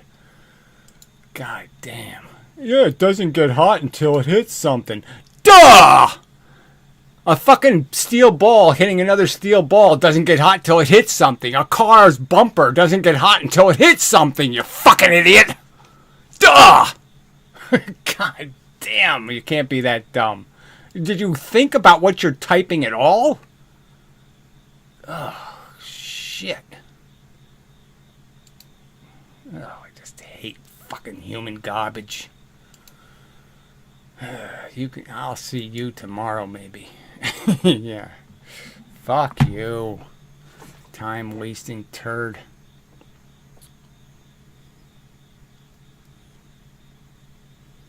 It doesn't fall while it's moving through space. And the atmosphere is obviously a liquid collecting the motion. So obviously the liquid gets hot. Shit. So yes, it's not an atmospheric question. I'm good enough for you to say something, but the point was he really wasn't making an atmospheric argument. He was making, while it's falling through space, it's not making any heat. Well, duh, because it hasn't hit anything yet.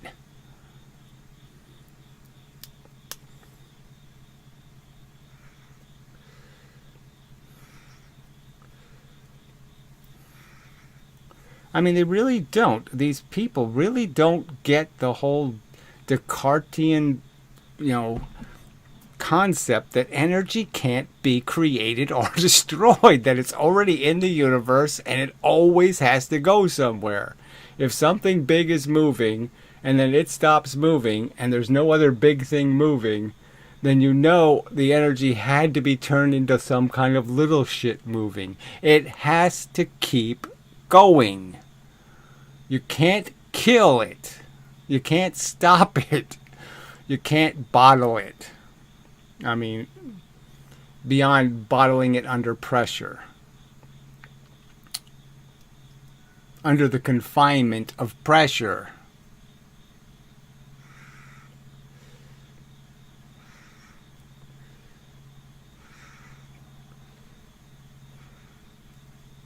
Look, in a sense, you could say I could throw a wrench in space. Do you think it doesn't heat the universe? Like, it's not going to ever hit anything? Like, even if it goes through the Crab Nebula, it's not going to hit anything? Not even a speck of dust? And a simple argument, of course it will. And every time it hits something, it's going to give it a little bit of its energy. And so slowly but surely, it's going to heat the universe. But it's going to be really slow. It might take 1 billion years for that wrench to lose all of its energy back into little discrete, tiny things moving. I mean, they really just don't believe in conservation. They don't. All of these people don't understand what energy conservation means. Is that it has to be recycled.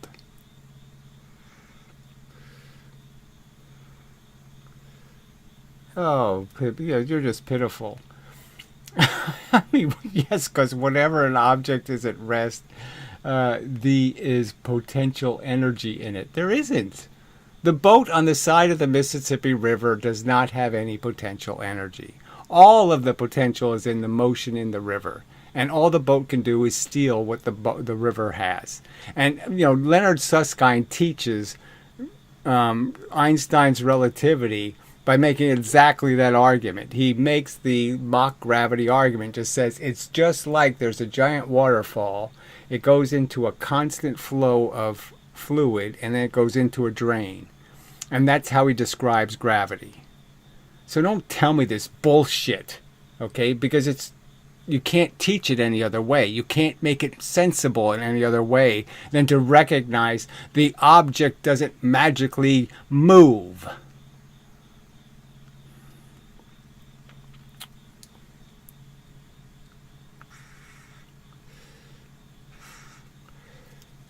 I've just explained that the energy, there's more fucking energy above me, hitting me from above, like rain. There's more rain coming down from above than is coming down from below. And can you understand that if there's more going one way than is going the other fucking way, that you're going to be pushed in the way where there's more? You can't understand that, you dumb shit? The heat is force that didn't get where it was going. You can't even understand that the energy goes in, it moves matter, the matter gets hot. That means the energy isn't getting where it was going, is it? It's not going the speed of light anymore, is it, moron? So it doesn't get to me. You can't understand that simple principle, you stupid shit?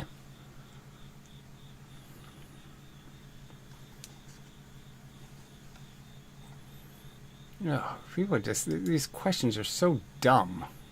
Sorry, I mean, I really shouldn't get this pissed, but it's just, it's so much dumber than you should be. You won't sit there and just say, yes, you're right. There's every appearance that, yes, the motion hits the earth, it causes weight, which causes pressure. And yes, the pressure in every circumstance just about known to man means heat. If the pressure can't go somewhere, if it can't push something, then it has to leave as heat.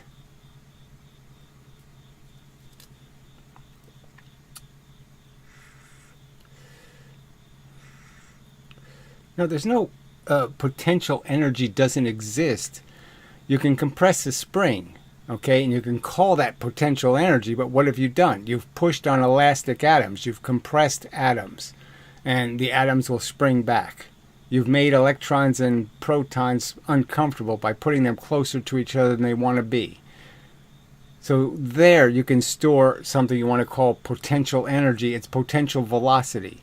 So yes, you can store energy in compressions. And compressions are created by what, moron? Pressure. Pressure is stored energy. By its nature, it has to be. Oh, God, these people are so stupid. No. What the fuck are you talking about? Who knows? I guess you said something, Gilbert. I don't know. I didn't have the live chat on. Maybe I missed something important.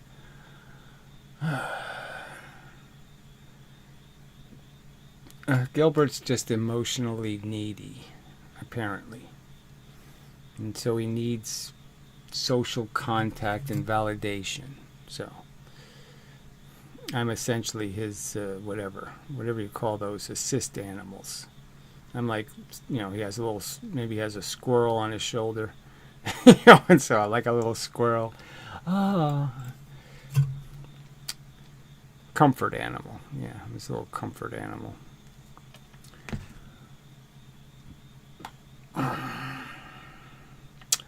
I'm a sophomore in high school, retarded fuck. Yeah, well, that's pretty. Well, at least we know now what the fuck you're doing here. Okay, yeah. So okay, I'm glad you found this resource, just in the sense that I hope it gives you some sort of skepticism regarding how absolutely stupid authorities are. That you're growing up in a world where your parents don't know what the fuck they're doing, that your society doesn't know what the fuck it's doing, because scientists can't even figure out what the fuck they're doing.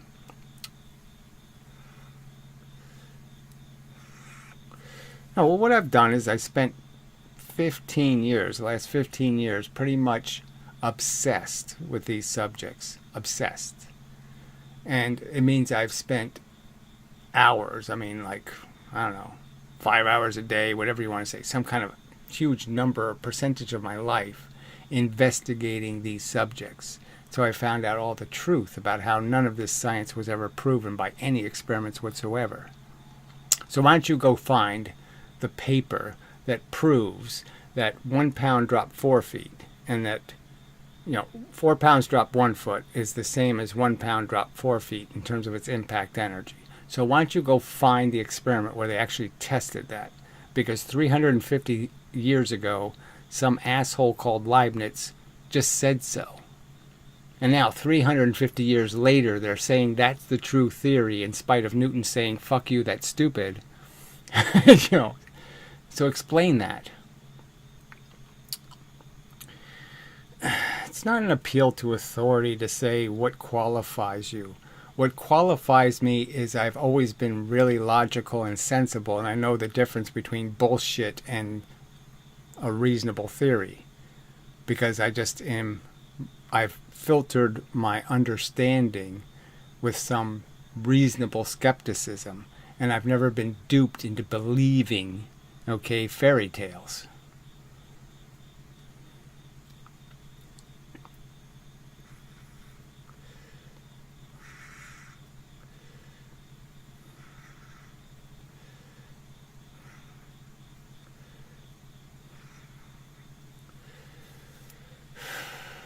Oh, there was nothing, Sigmund Freud was really quite clever. 90% of what the fucker did was quite innovative and clever in terms of understanding brains, the traps that brains fall into. The fact that they got a little penis obsessed and different things, so what? I'm just saying, it's just idiotic to say Freud was in any way not a pretty damn good scientist.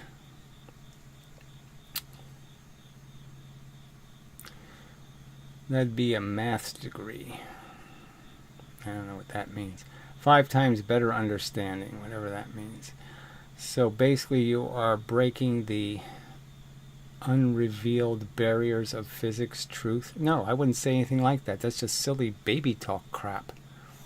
Basically, I'm just arguing like Darwin did. Darwin showed up and he said, you know what? When you really look at all this shit, it's obvious we evolved. God damn it. It's so fucking obvious. You're all idiots for believing anything else because it's goddamn fucking obvious. He could just use one argument, the breeding of pigeons. He goes through the whole pages and pages about pigeon breeding. But yes, the breeding of anything is kind of proof of evolution. And all you're saying is, well, yeah, you can do it on purpose. You can evolve something on purpose, or you can just let chaos take over and let it decide how it'll turn out, you know, based on survival of the fittest. I mean, it's such a simple concept. And so all I'm doing is showing up again to say something so fucking obvious. All right, and I have to say it to a world full of religious motherfucking pieces of stupid cunt. All right, who won't listen to the argument, just belligerently won't believe that they have to, they're obligated to show me any evidence. They're just going to keep telling me, God is God, God is God, God is love, God, love, love. That's all they're going to do, and that's all the physicists are doing. Entanglement, love, love. Quantum bit, love, love. It's just this, their love affair with wooey shit as answers. Oh, the bent geodesic did it. Well, yes, it doesn't have any energy, but it did it anyway. Oh, fuck you and this illusion shit. It's one hell of a fucking illusion, as Einstein would say. Fuck you. Yeah, fuck you. This isn't an illusion. It's way too irritating to be an illusion. It's a cold, ugly, stinking, rotten fact.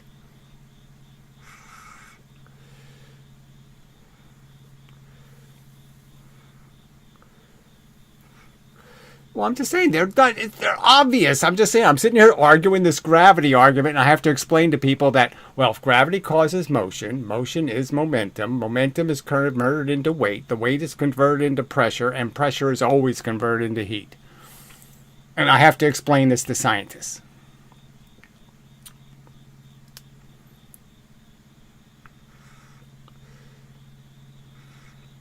Oh, fuck this solipsism shit. You've read, Gilbert. I mean, as an adolescent, I don't know what kind of crap you've read. Okay. But this is just jargon, solipsism. This is these silly little terms for absolute bullshit. You're stuck in a world of active participation in everything. Every single thing is influencing you every single millisecond. There's all kinds of energy fucking you up. There's mood swings. There's hormones excreting. There's all kinds of shit happening. What's a solipsism? You're not a solipolistic thing. You know, you're a product of environment.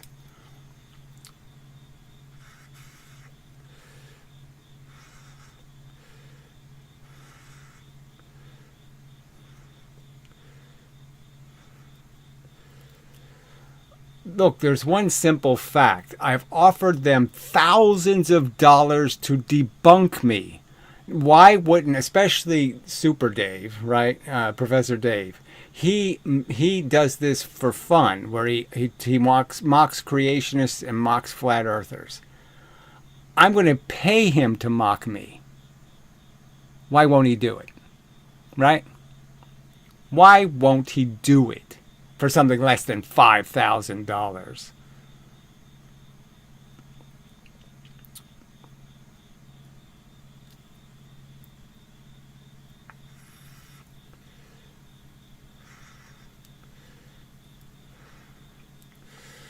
The point is I think they know the. I mean, how could you deny the evidence doesn't suck when I just point out all these things, all these experiments they haven't done? So they haven't swung an elephant into a scale and then swung a mouse into a scale and see what speed they have to go to measure their weight. They haven't done that experiment. They didn't drop 4 pounds 1 foot, 1 pound 4 feet. Steve Mould says there's no law of the lever. So a 2,000-year-old understanding that there's this proportional relationship between weight and energy somehow doesn't work. But pulleys work. Pulleys conserve momentum, but somehow levers don't. I mean, they're idiotic statements out of their own mouths, and nobody corrects them. Nobody says, you can't say that. It's idiotic. Because they're all believers. They're all religious kooks. So they don't mind having silly conversations about what color the Holy Ghost panties are. because he knows no matter what he says, you will deny it and not pay him. Oh, fuck you. You're going to get blocked for that. There's no evidence I never paid anybody in my life. Fuck you, you lying sack of dirty, smelly shit. The whole idea was for me to have the payments go directly from him, from anybody who made contributions. So I even made that provision, you fucking lying sack of shit. I hate liars.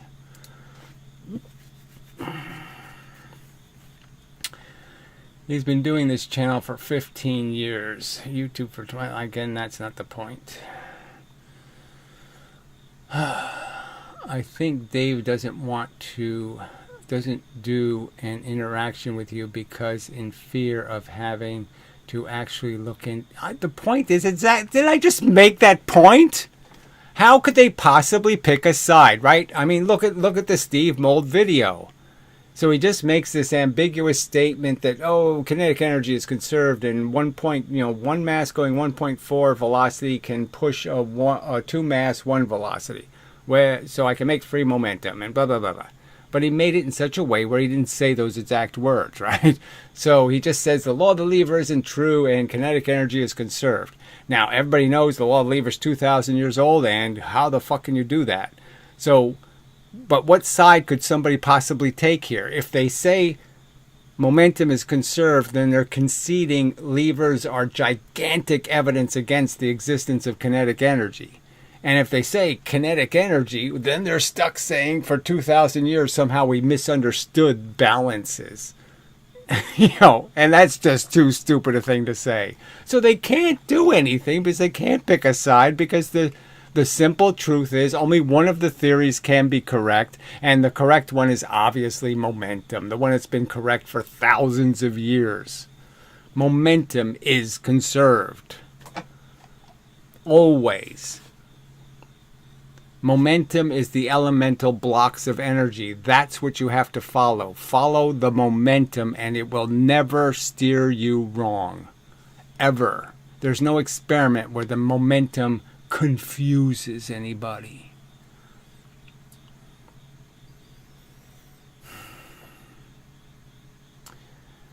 Draft Science was responding to comment asking for proof you did physics for 15 years. I don't know. What are you talking about now? Oh, brother. Jesus Christ.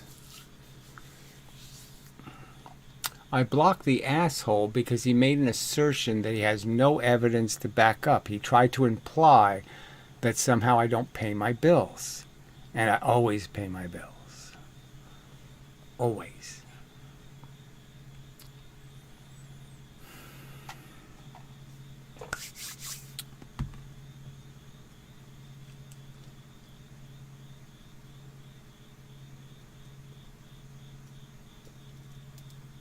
It's even in email conversations I can prove where I was saying I would give you half the money up front, blah, blah, blah, blah, blah, and the rest of the money could be held by a third party. I mean, all that kind of stuff.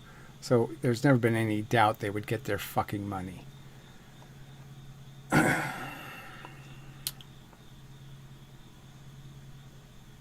Oh, fuck you. So I'll just block you, right? It's just so idiotic to say he never, at no point. He clearly stated it. If you put the 2 mass going 1V in here, he said you won't get a 1 mass going 2V out the other side. You'll get a 1 mass going 1.4. That's an absolute denial of the law of the lever. God, you're such lying sacks of shit. Alright, I'll just block this guy. Yeah, fuck you. You're just a liar.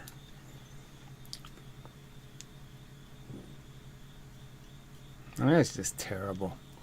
I mean, I've made 100 videos. I mean, it's just obvious what he said in the video. God damn it. He called it a paradox, for fuck's sake. He called the video lever paradox, for fuck's sake. You liar.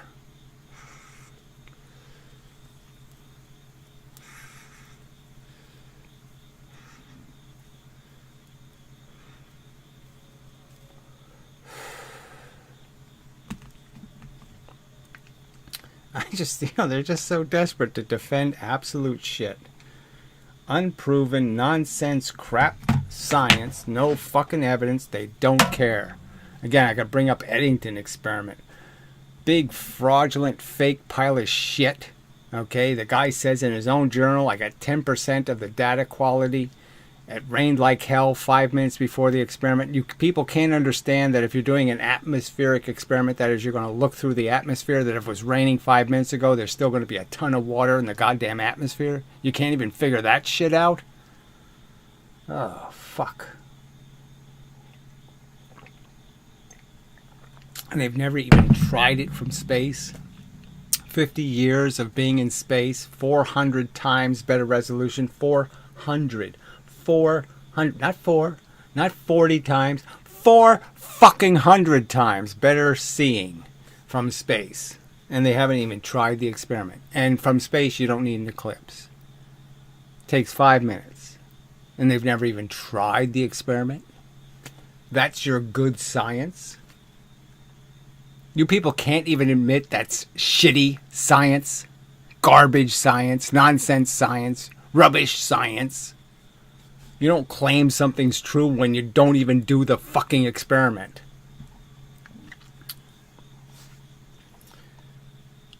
What do you mean I don't let them back up their claims? Back up your claim. Go ahead. Post me a link to showing it takes 25 times the fuel to go 5 times as fast. Show me a link claiming that Eddington experiment wasn't a pile of shit because somehow it was great fucking photographs. So he was hoping for 10,000 stars. He got 1,000 stars per slide. That's a great experiment. What the fuck am I talking about, right? Fuck you. I don't black any others, okay? And you say, look, everybody could see what I did, right? I'm saying I'm not going to be lied about, fucker. I'm not going to have some asshole tell me that Steve Mould made a video called The Lever Paradox where he didn't say, yes, kinetic energy is conserved and momentum is destroyed. He said it. That's exactly what he was demonstrating, for fuck's sake. He was saying the law of the lever is archaic nonsense because our new modern physics says... Why should I accept a premise of an argument where I have to explain something so fucking obvious? You don't see how that's a waste of my goddamn time to have to sit there and explain to somebody how it's impossible that Steve Mould wasn't saying what he said because he directly fucking said it? Alright, so you're done. You can't make an argument.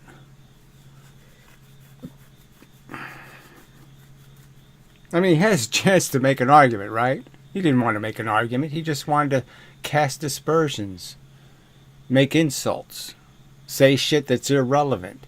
Did he explain how motion isn't momentum, and then the momentum is converted into weight, and then the weight is converted into pressure, and the pressure is converted into heat? Did he explain how that's not how it works?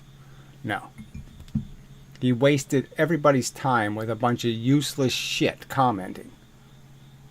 Either say something on the subject that has, and the subject isn't I'm an asshole, or and certainly you can't call me a liar. I'm not lying about anything. So I'm just saying, if you can't make your comment without impugning my character in some way, then why should I tolerate you? I don't do that on the internet. I don't make any comments on Dave's video saying, boy, you're a lying sack of shit. I don't do that. I get blocked anyway, but I never did that. All I did ever do to Dave or any of these other people who have blocked me, all I ever did was make a video response and post a link to it. Yeah, that's my offense.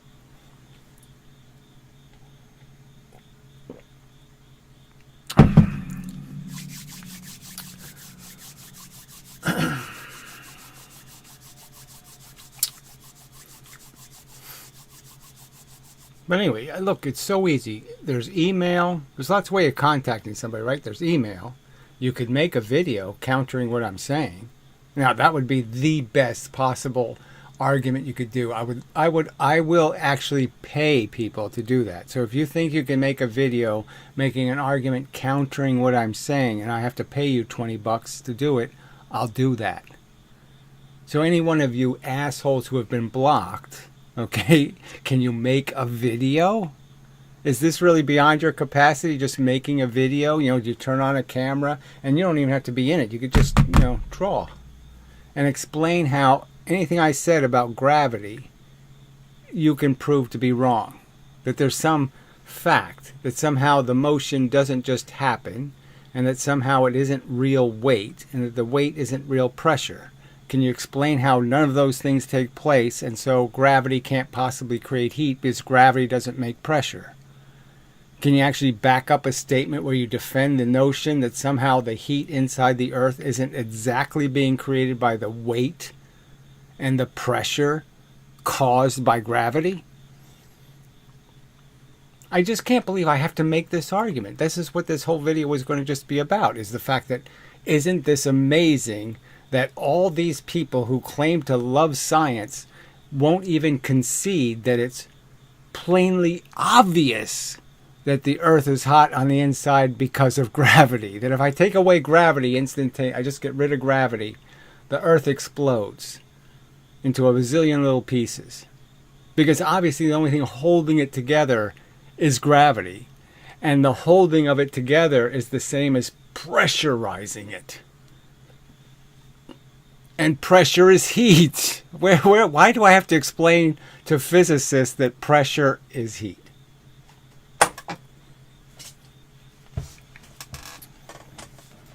That it's not possible for me to have two things smash into each other where they can't bounce off, they can't do anything elastic, they can't leave, and it not be heat.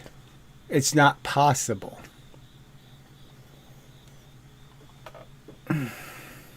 Yeah, it is going to be embarrassing. I don't know what to say, but obviously, yeah.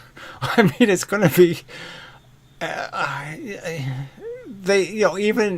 there's no way to get around it. They're all wrong. Every fucking one of them was really, really stupid. And you're just saying, I'm not that smart. So they're not really stupid. They have to be really, really, really, really stupid because I'm not that smart.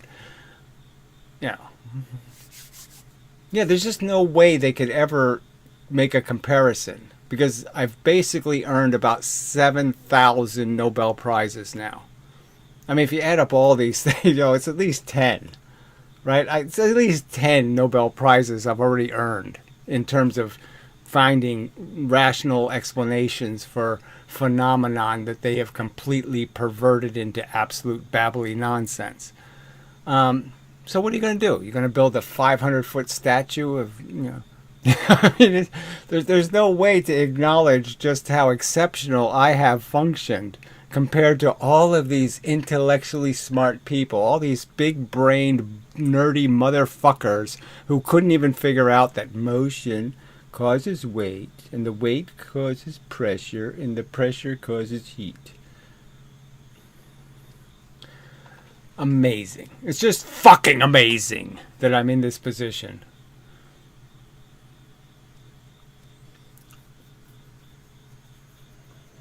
I was radicalized on the internet. I don't like emoticons. So I particularly don't like whatever that is, a magenta cat or something. I'm transphilia. I don't know what that even means, but whatever. I think I just time you out because you're not anywhere near the subject. Nowhere near it. I wish they had like a 6-hour one, but whatever. I mean, to go from 30 minutes to 24 hours, that seems rather extreme. It's a pretty big jump. It'd be nice to have something more moderate.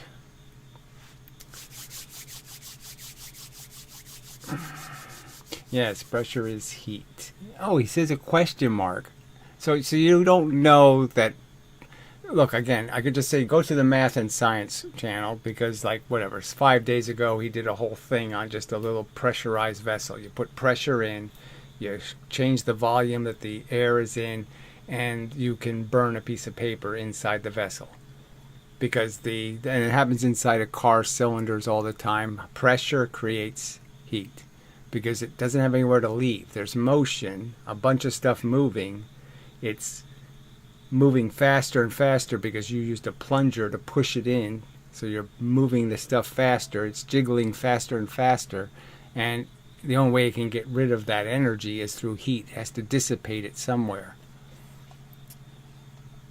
So it moves little things at high speeds, and little things at high speeds are the definition of heat.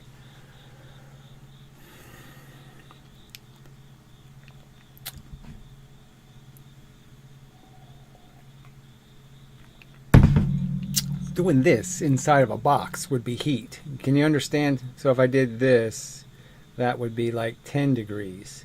And if I did this inside the box, that would be like 100 degrees. You can't figure that out? Yeah.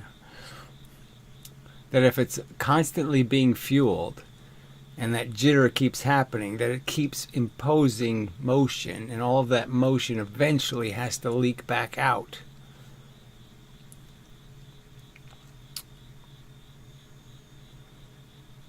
.8k seconds. Oh, they put it in seconds. Isn't that interesting?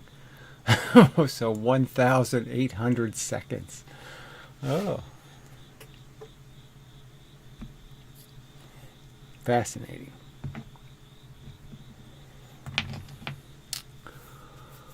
All right, well, I'll take a short break and I shall be back. Ugh. So entertain yourselves for a minute or two and such. I put some music on, but I'm just too lazy.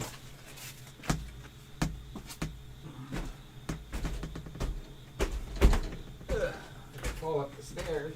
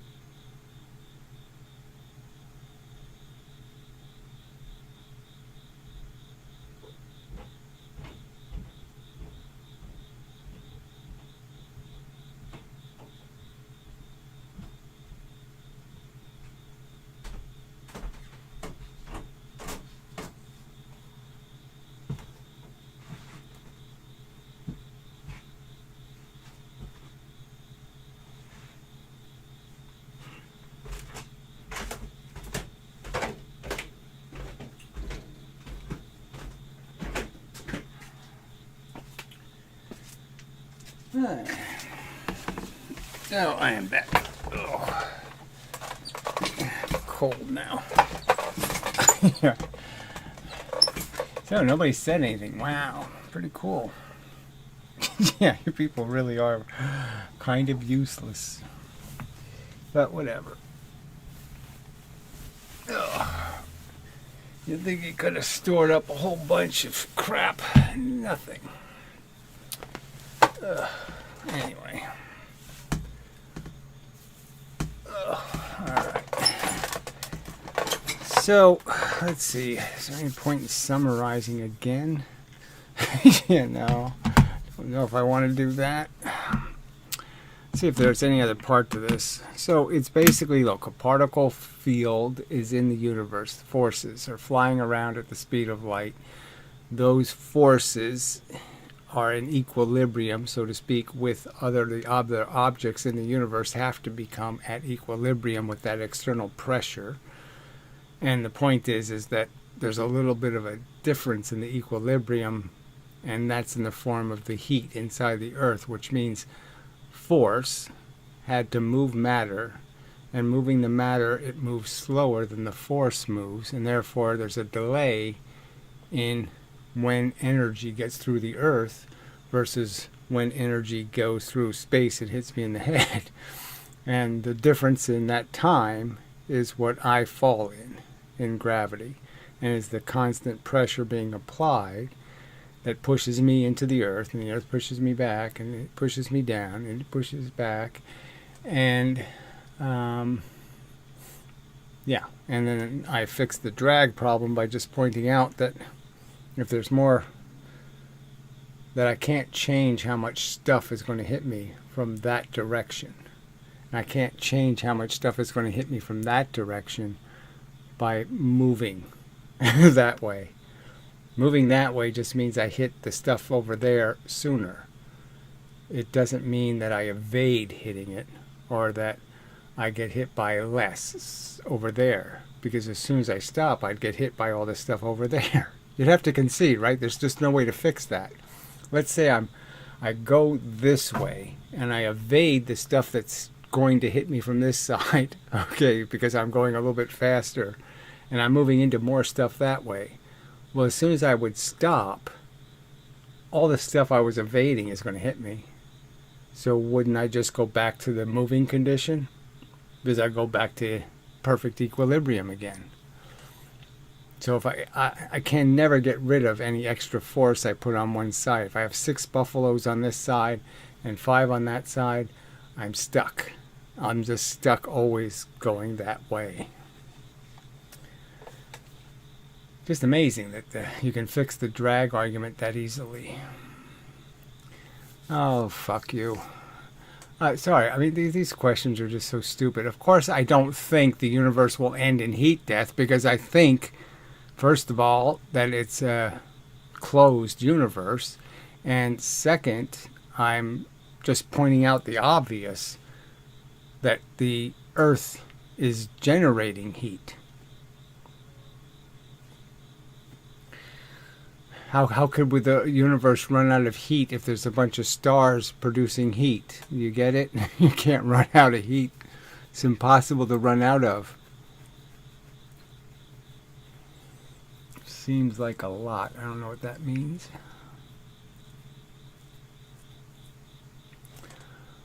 I don't know what that means. Seems like a lot. What's that mean? I mean, you really do have to draw a line somewhere, right? If you made a universe and you said, well, the photons are energy. So if I made a universe where the photons can just keep, like the universe is this big, and all of the photons that don't hit something end up flying out of the universe, then you could argue that, well, it's got to run out of energy, right? Because its photons are leaving. So then it would be a heat death. But I don't think the universe, frankly, has a border anywhere near us anyway. So, yeah. But I just don't think it has there's no place for it to escape. So it is, as Descartes said, the energy's here, and it's not going anywhere. It's staying here in this universe. Do the stars run out of gas? It's just, fuck you. Do you really, you don't get any of this conversation, right? The whole point of the conversation is that gravity creates the heat. So the sun isn't going to run out of anything. The sun is making as many atoms as it's destroying. It's a cauldron. It's a mixing pot. And for every chemical you smash together, there's one over here you broke apart.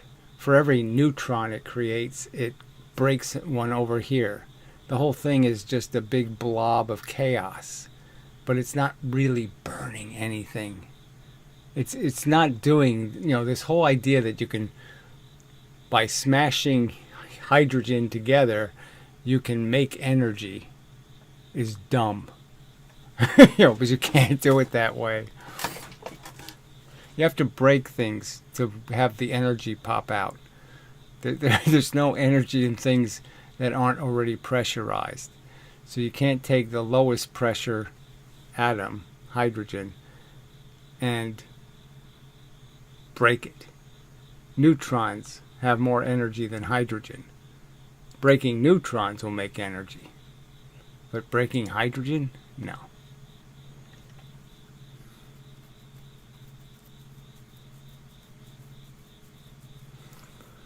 But the point I'm making is yes, the sun is on fire because of what it's made out of. It's not as insulated as the earth. It's not as dense. So the heat gets out a lot easier than it does in the earth. But that's all. That's why it's on fire.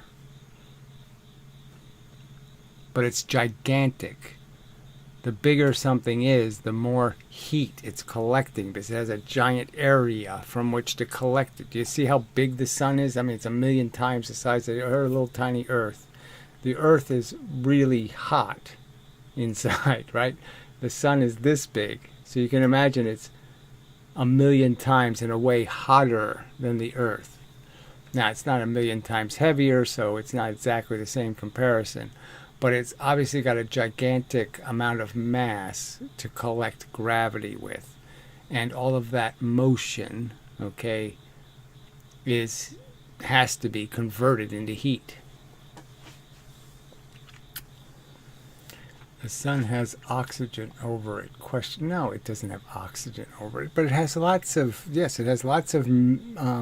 elements that are being stirred up. So it's making atoms. It's making nucleuses all the time, but at the same time it's breaking them. If I pushed an uranium atom into the sun, there's every likelihood it'll decay in about 14 seconds. Uranium doesn't like being 4,000 degrees. Okay, so most of the stuff I could throw into the sun, I would break the atom because the heat is so intense. So that's the whole point. The sun is making stuff, but it's also breaking stuff.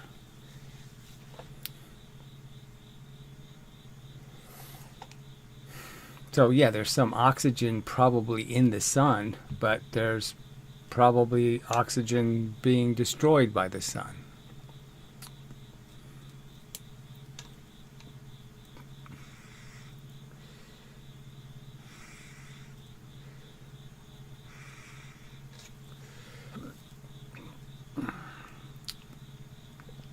I suppose the interesting thing would be is if you get a radioactive isotope out of the sun. If we could, we really don't have anything that's collected plasma from the sun or something. It'd be interesting to see if there are any, like carbon-14 or something like that inside the sun. Carbon-12, 14, 13. Well, whatever. Isotopes. This would just be interesting to see if it's a truly old atom that came out of the sun. Because I'd sort of argue that I don't think an old atom, it's hard to survive the sun.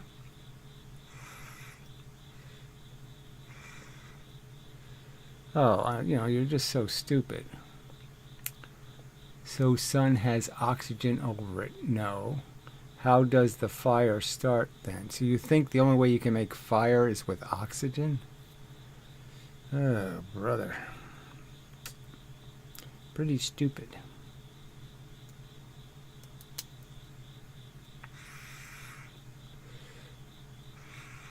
Fire is an appearance. It's a color. That's all it is from your perspective. The sun isn't flame, like burning a marshmallow or something. The sun is plasma, big balls of plasma. It's atoms doing, and they're just hot. So they look a color because they're generating reflected photons that are hot. You know, they have the right signature to create visible light that is orange. So I don't know how to explain it to you, but the sun isn't on fire. It's just hot. And it's liquid, so it's boiling like water. So you wouldn't call boiling water fire, right? So if you had, really agitated boiling water, you wouldn't call that fire. That's the sun. The sun is doing that, but it's doing it so fast that it looks orange or yellow. It's just the way it looks. It's not fire, that's the key word.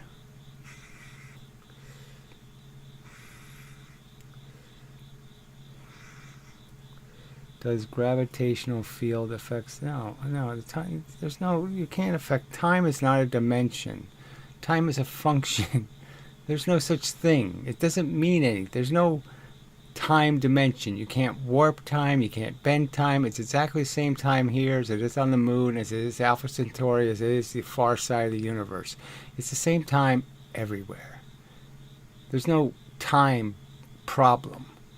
And the fact that we have to wait for stuff to happen, that is, the light we see from stars is billions of years old, which means the star probably doesn't even exist anymore, and it certainly doesn't exist where we're seeing it. That's just a fact. We're seeing things late. So what? There's no time difference. At this time, the sun's in its new position doing some new thing, okay? Again, you should be able to understand this. I mean, I could go very far away and pick up radio waves from 1943, right?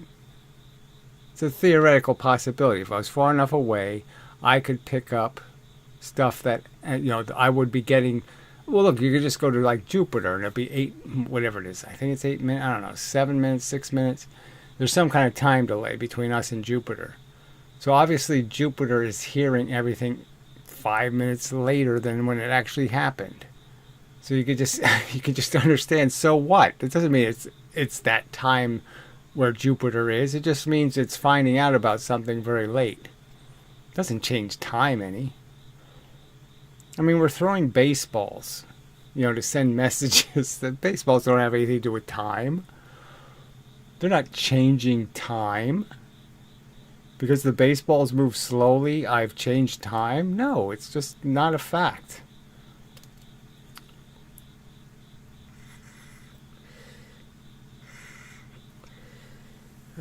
So,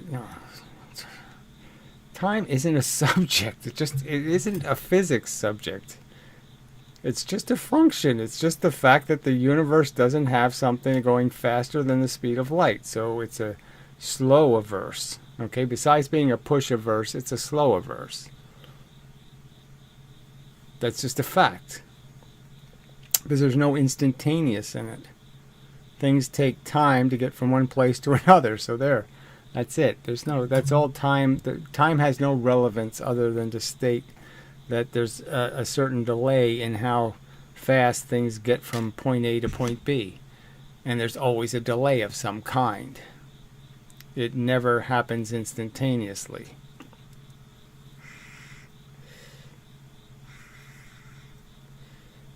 Oh, I can't tell you who's the dumbest person. That's just silly.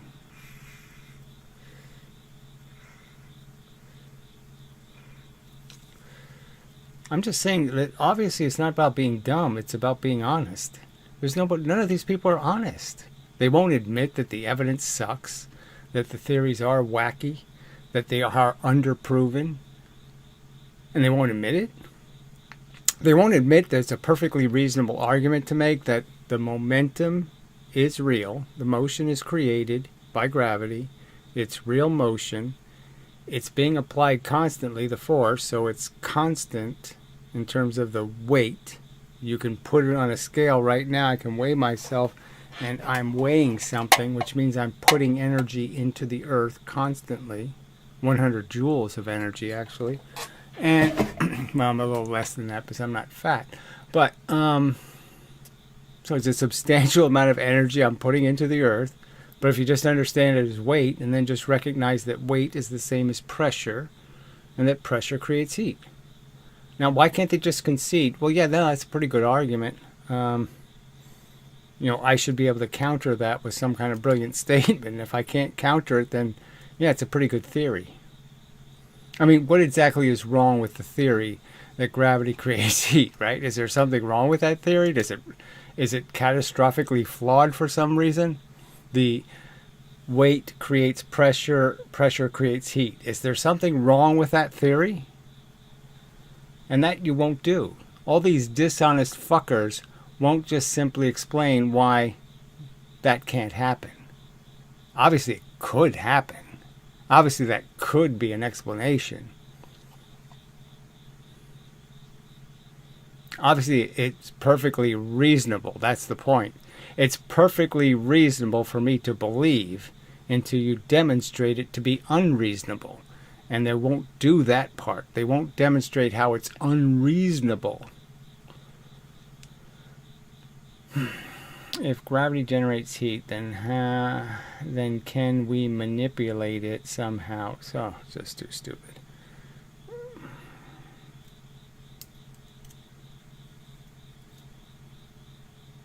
I mean, obviously you can't manipulate a force that takes an entire Earth to create. So you'd have to make another Earth to manipulate it, So you're not going to be able to do that. And heat is the hardest energy to use because the very nature of heat is its energy in all directions. And so it's hard to collect it and make it go one way. And that's the energy we like. Energy going one way. Heat going one way. We like that. We don't like it going every way because that we can't tie a string to it and make it pull something. Yeah, pull something. We can't make it push something.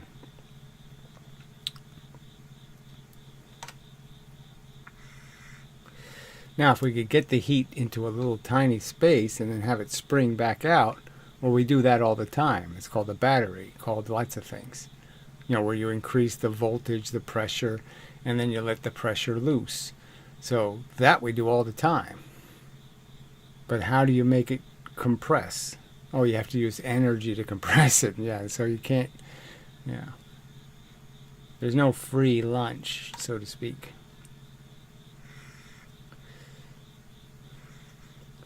We know for a fact that light bends. No, we don't. So that's another lie.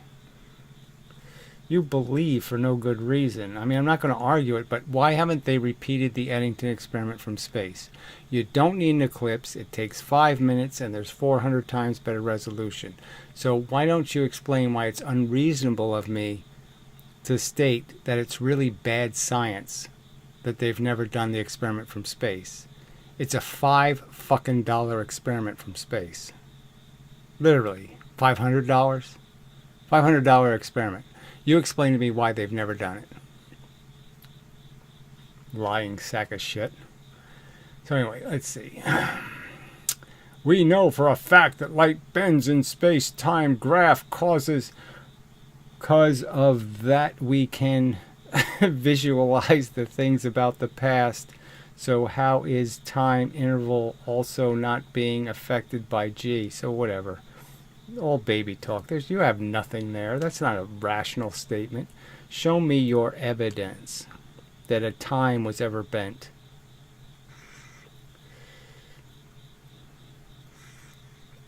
The fact that atomic clocks are broken by velocity is understandable as the very fact that if I take two atomic isotopes and put them close together, their half-life changes. They decay faster. So we know proximity makes them decay faster. So we know they're vulnerable. Atomic clocks aren't invulnerable. They're not clocks that can't be broken by anything. They can be broken by the simple process of just changing their density or proximity. So why do you think they aren't affected by velocity?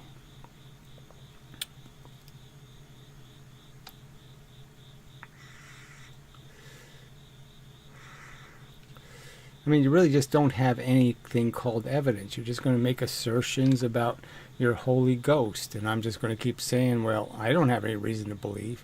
You have reason to believe. You're convinced by bullshit evidence. I'm a show me kind of person. Show me. Don't tell me there's quarks. Show me a quark. Show me even why you believe, right? Physics doesn't even show you why it believes in quarks. And if you saw the actual experiment they're using to defend quarks, you'd be like, that's it? That's why you invented quarks, is because of this stupid experiment? What'd you do? You shot some photons and electrons and then you drew some preposterous conclusion?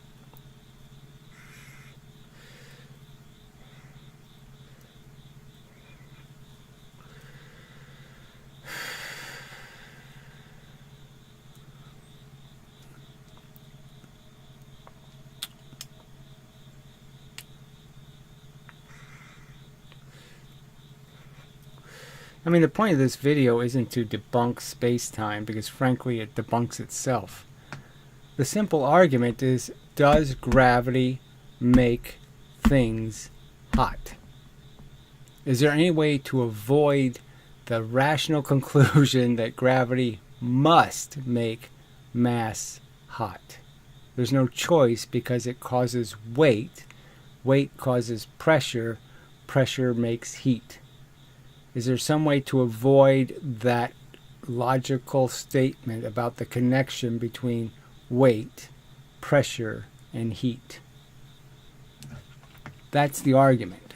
I wish you'd stay on the fucking subject.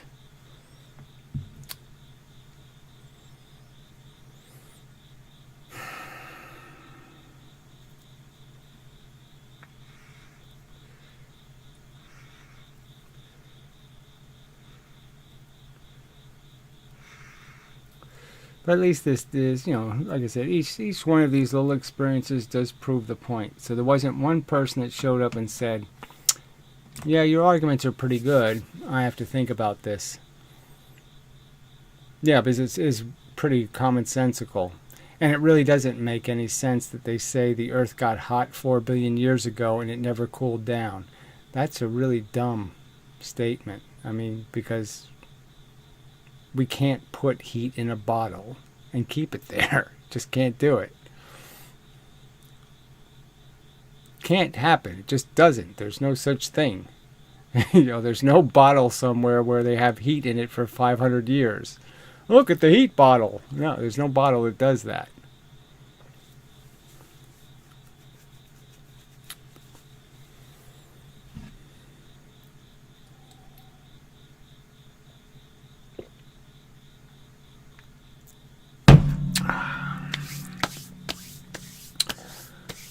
So anyway, all right, well, might close shop, see if there's anything. Yeah, but anyway, there's no concession. You could just sit here and smell the bullshit, that these people are just religious people. They're just, they want this fable to be true. They want this little silly Goldilocks story of all this bent space, wooey, warpy, qubity nonsense to be true for some dopey reason for which I can't understand.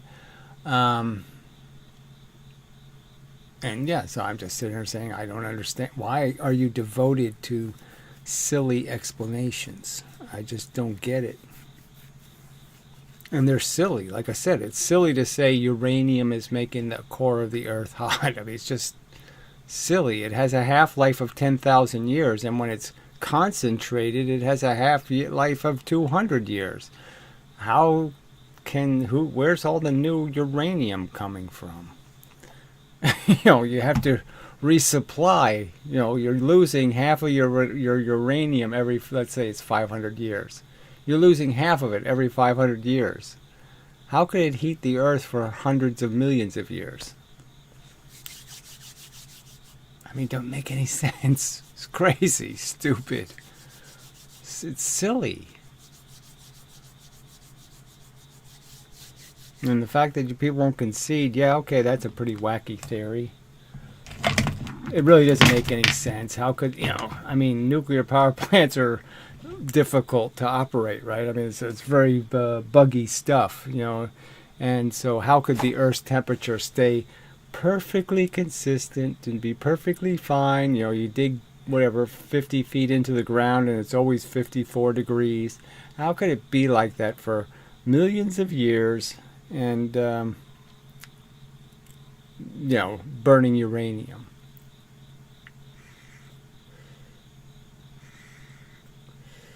If gravity is the direct cause, why does heat generation require motion and collision? That doesn't make any sense. There's no point in talking to you. You're so damn fucking stupid. You don't think something hitting the Earth or sitting on the Earth is a collision. So I'm not putting pressure into the Earth right now. Is that your theory? Right now, I'm not putting joules of energy into the Earth right now with my weight. God, what an idiot.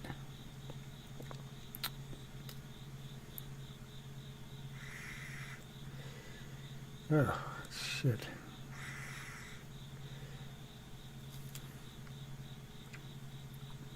Heat generation is motion. You don't understand that friction is something's motion being taken away from it. If I roll something on a surface, it's heating the ground. Do you understand? Its motion is being turned into motion in the ground. The ground is now moving. Little pieces of it are moving. You can't understand that? Shit. If gravity makes heat, why are the coldest places in the universe, like deep space, still subject to gravity? What are you talking about? It's heat is in the space. How does the photons not get there? You're telling me that the photons reflecting off the moon don't go into space and go everywhere in space, theoretically, you know, getting thinner and thinner at the inverse square law? What's your argument? There's some place in space where there's no energy, there's no photons, there's no cell phone calls, there's no stars that are visible. There's some place in space I can go where there's no stars. Oh, I mean, these people are just too stupid.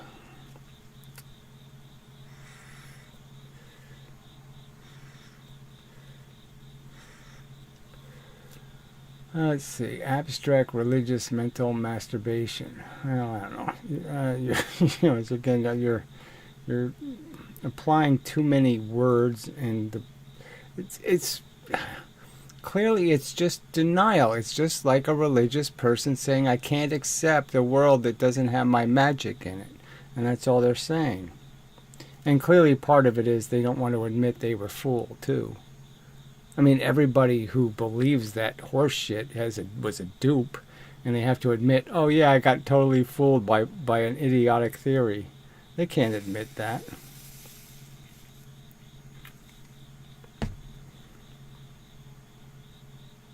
And see, I have the, you know, I recognized it right away that it was nonsense. Right away. I mean, I didn't have to even do any hard thinking about it. They told me the silly story, and I automatically said, that can't be the truth. There's got to be a better theory than that horse shit. The photon's interfering with itself. I can't interfere with myself. How the fuck does a photon do it? I mean, it's just this idea that, you know, we know that the battleship is made out of simpler and simpler things, right? Pieces of sheet metal, pieces that rivets, this. It's not the other way around. The battleship isn't, you know, the piece of metal isn't made out of battleships. I mean, there's not more complexity the smaller your universe you go into. It's less complexity. You can't give elemental things more features than we have. Isn't the entire process just the universe way of maximizing? Oh, fuck you. I mean, it's just, sorry, this is just, why don't you just go Google it and type crap, absolute mushy shit into my fucking comments section. Obviously, there's no fucking entropy. It's just nonsense. There's two forms the force can be in. It can push matter or it can be freely flying. It can be going the speed of light or it can be pushing an electron or a proton. That's a simple enough argument. All right, there's no entropy that's a real subject because the whole point is that gravity is the anti-entropy mechanism. Gravity is obviously moving big things and creating little discrete heat. Oh, Jesus, what dumbasses. Let's see. I mean, these people are just so desperately stupid. Pathetically. I mean, this is belligerent resistance. Gravity pull things together, creating order. This order-disorder thing is, again, nonsense. Scatter isn't disorder because it happens by explicit and very precise rules. Nothing scatters imprecisely. I could put a diffusion plate in front of something. It doesn't create chaos. Every single photon gets precisely affected. There's no imprecision anywhere. It's just that now there's a trillion things moving instead of one thing moving. There's stuff going all over the place instead of a tiny confinement. It's a lot easier to draw a laser beam than the 4 billion photons coming off of a light bulb. You're just too silly. Which seems to violate the second law of thermodynamics. Yeah, fuck you. Doesn't all energy or kinds of force one way or other end up as heat? Yes, and the whole point is the heat ends up pushing you into the fucking earth. That's the whole point. It's a heat engine. You get it? It's a heat engine. And there's a tiny differential where there's less heat getting up here now, right, than is coming down from the top. But if I waited a second, then the heat would dissipate, but it can't dissipate because it keeps getting pushed back down again. You get it? The first act is the in, and you can never undo the in part. And so it's always one push behind. The earth is always one push behind. That's why we fall in gravity. Oh, shit, people are just so damn stupid.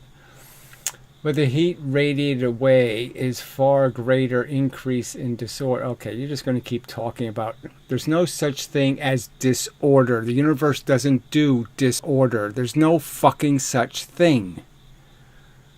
Okay, making it the ultimate engine of entropy. So you keep saying it. There's no engine of entropy. There's no absolute evidence that anything's getting colder anywhere. There's no evidence the universe is getting colder. It's all just bullshit. So isn't it more accurate to say gravity is a tool of entropy? No, it isn't more accurate. It's just not more... Why would I say it's more accurate when less heat is coming out of the earth than is going in right now? If I take the total right now, the earth has trapped heat. It's collected it and stored it. And if I turn gravity off right now, then the earth would explode with all of that extra heat. How is that entropy?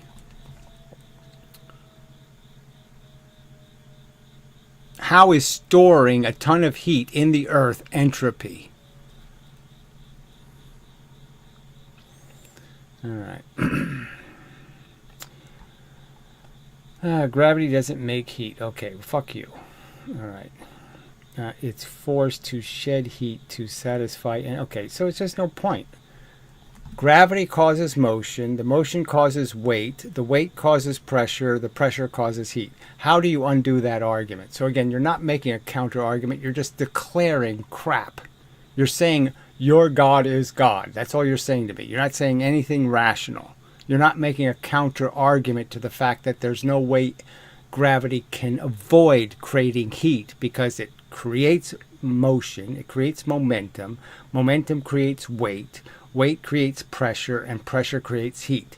How do you undo that, you motherfucking slimy piece of shit? So that push is coming from gravity, or heat is pushing to have gravity. Now I'm curious. Oh, you're not even making a rational sentence. So that push is coming from gravity.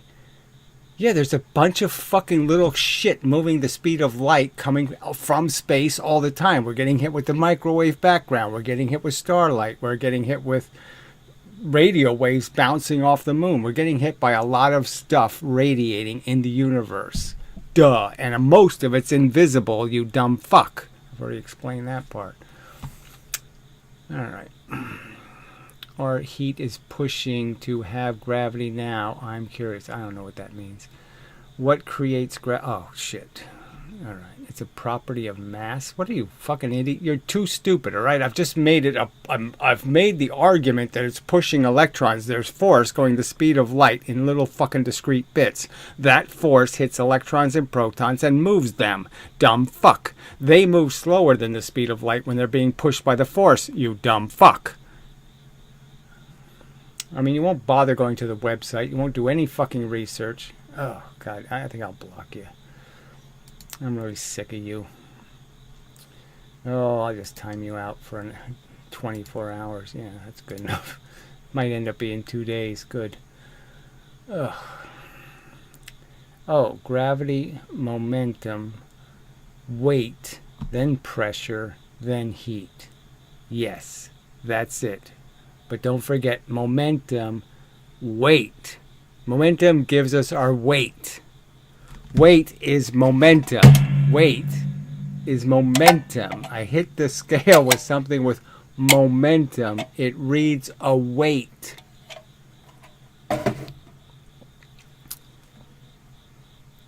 Gilbert, you're asking for it.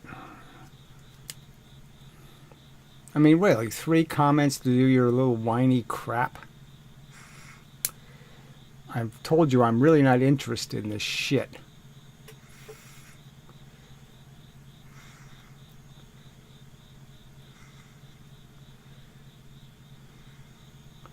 Yeah, well, that's really interesting. I pointed out how I really don't like your pukey little emoticons. Okay, you can't do anything scientific or intelligent, and all you can do is little emoticon crap, right? Well, I would just give you back a barf emoticon and say, goddamn die. Okay, get killed by something somewhere, please, because you're nothing but a menace to human intelligence, you motherfucking piece of shit. Mrs. something. Yeah. Mrs. Dumbass, stupid, fucking smelly cunt. Mrs. Tree. Jesus Christ.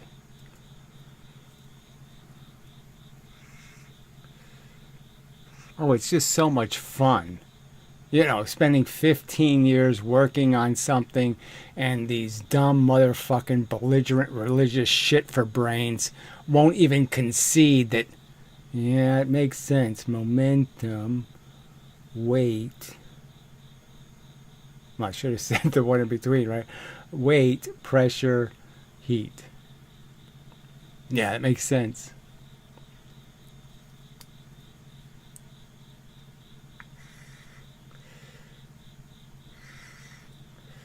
I don't know why you would think, why would I like emojis? It's like 5-year-old pink girly crap. Why the fuck would I be interested in communicating in this pink balloon cotton candy manner? It's creepy.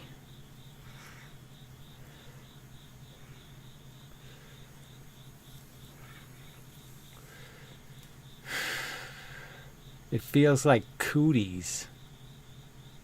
It's very ungroovy.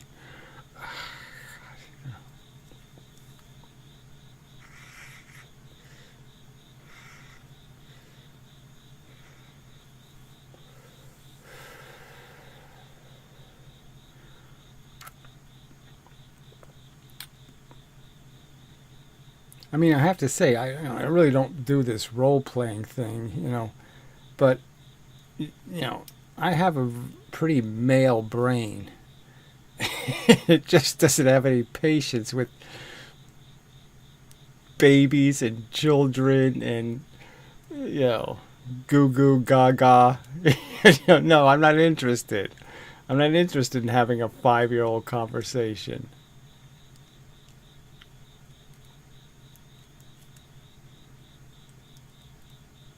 I don't talk to children. Just don't do it.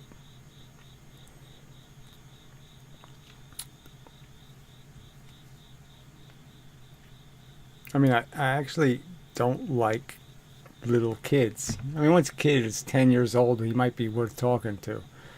But anything younger than that, fuck it.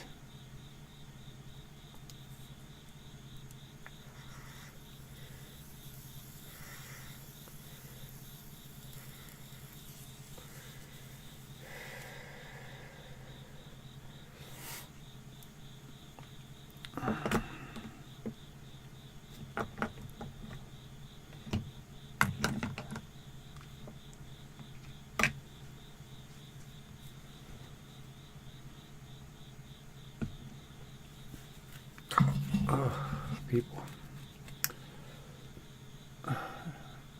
There's expectations. I don't know what that means.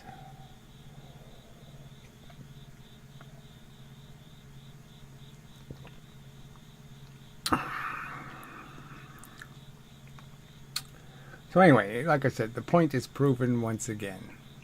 Not that there's many people, but I'm just saying anybody who does show up, they just start defending the crap, no matter how much you prove the crap to be indefensible.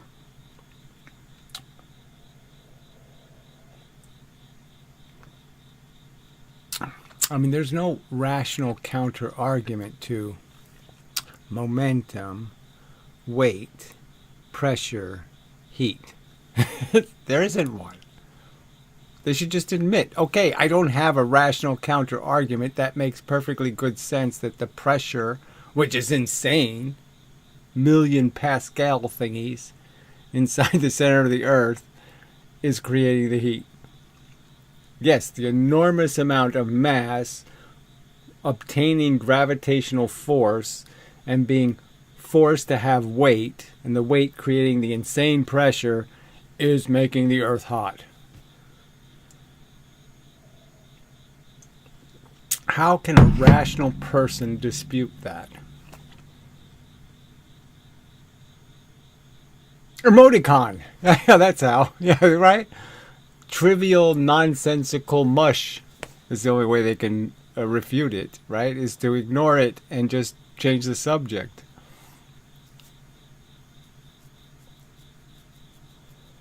Well, I think I just said what age. You didn't pick up that part? I said I wouldn't bother with something 10 and younger, let's just say, or 9 and younger. It'd have to be like a me. You know, me at 10 years old was already capable of an intelligent conversation. But I'm just going by law of averages. There aren't too many 9-year-olds that are worth talking to.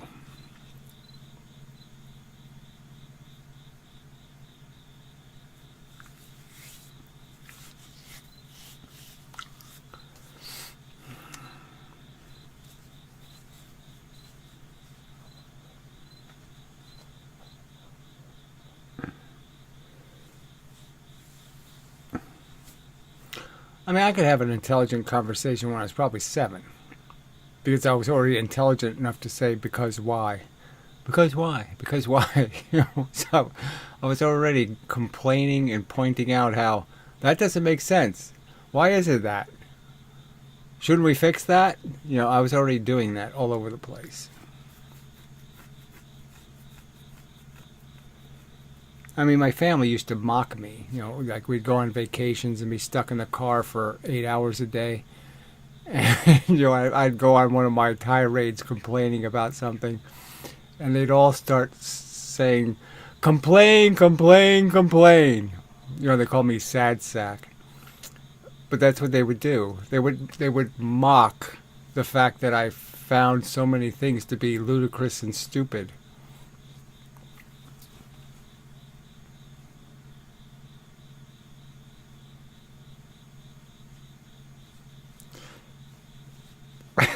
There was so many things to complain about, right? Remember those napkins they used to give you like at ice cream places and stuff, and they were made out of this weird paper that didn't clean sticky off your hands. Instead, the paper stuck to your hands, and you end up with a bunch of paper stuck to you. And you're like, what the fuck? Why do they bother? Don't bother giving me the napkin if it's just going to stick to the stickiness. It's not going to take it away. You know, that kind of stuff. Wooden spoons. They give you a wooden spoon to eat with. It was like, I'm eating this very smooth ice cream with this annoying, splintery wooden piece of shit. And you're like, why?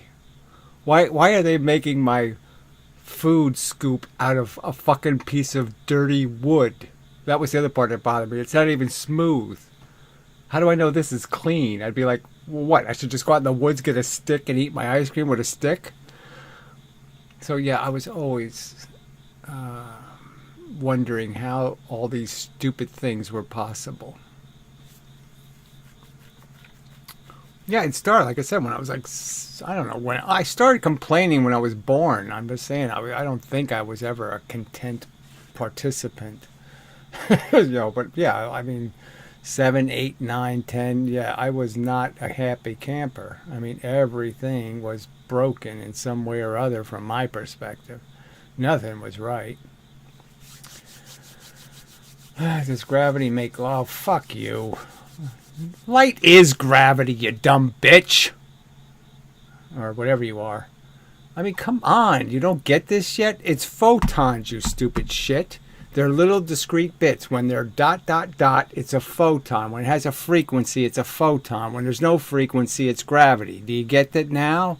It's all quanta of energy moving the speed of fucking light.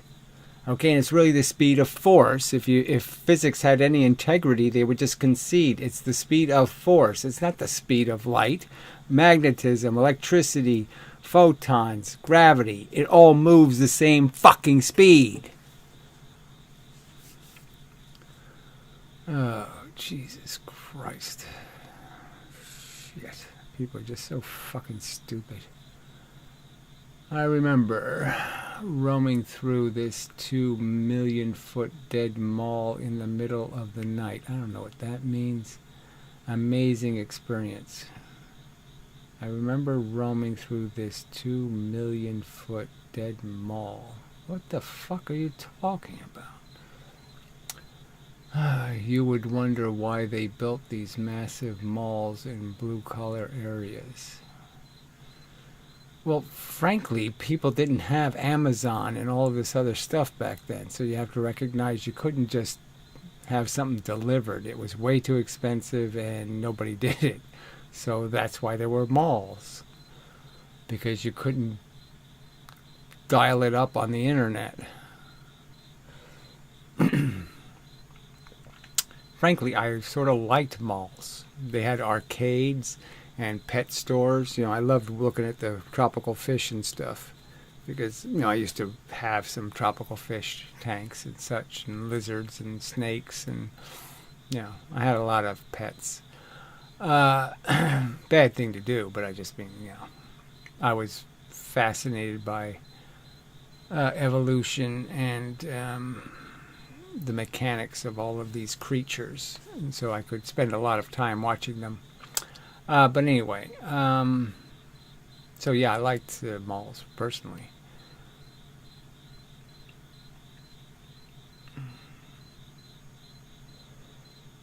And it was kind of nice that they were empty, frankly. You know, that was the best part of the newer malls, is that, yeah, there weren't that many people in them, you know, so it was kind of nice. Big open spaces, you know, it's nice.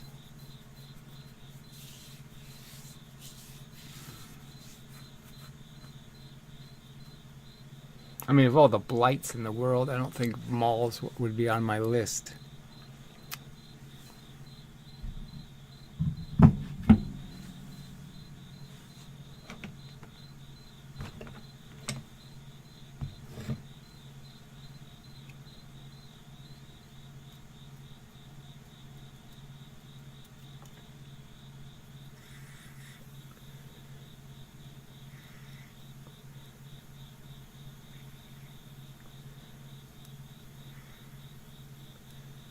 Oh, I don't know. What does this have to do with the subject, Gilbert? I mean, really? Come on. God damn.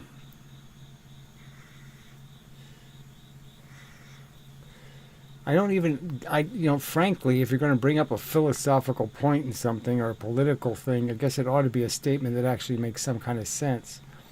The reason why they put it in the other places is because it inconveniences people that are poor rather than inconveniences people that are rich. Obviously, rich people don't want to live next to a fucking mall, moron. Rich people don't want to live next to the airport, fucking idiot.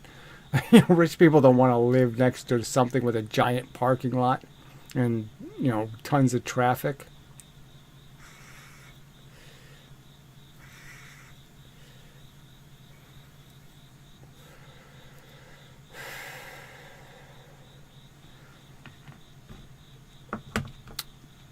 But I frankly don't even buy your argument, because here in this state anyway, the best malls are not in the shittiest towns. They really aren't.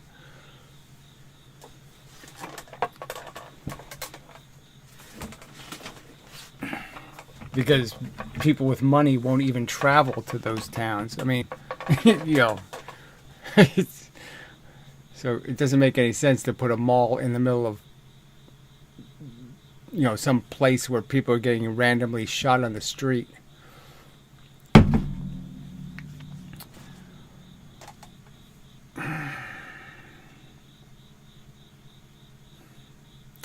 Oh, fuck you. I mean, really, Gilbert, I'm so not finding you fascinating. So, in spite of your youth, I'm going to have to time you out. Just done with this tripe. So anyway, I guess I'll be going anyway, because nobody's saying anything useful.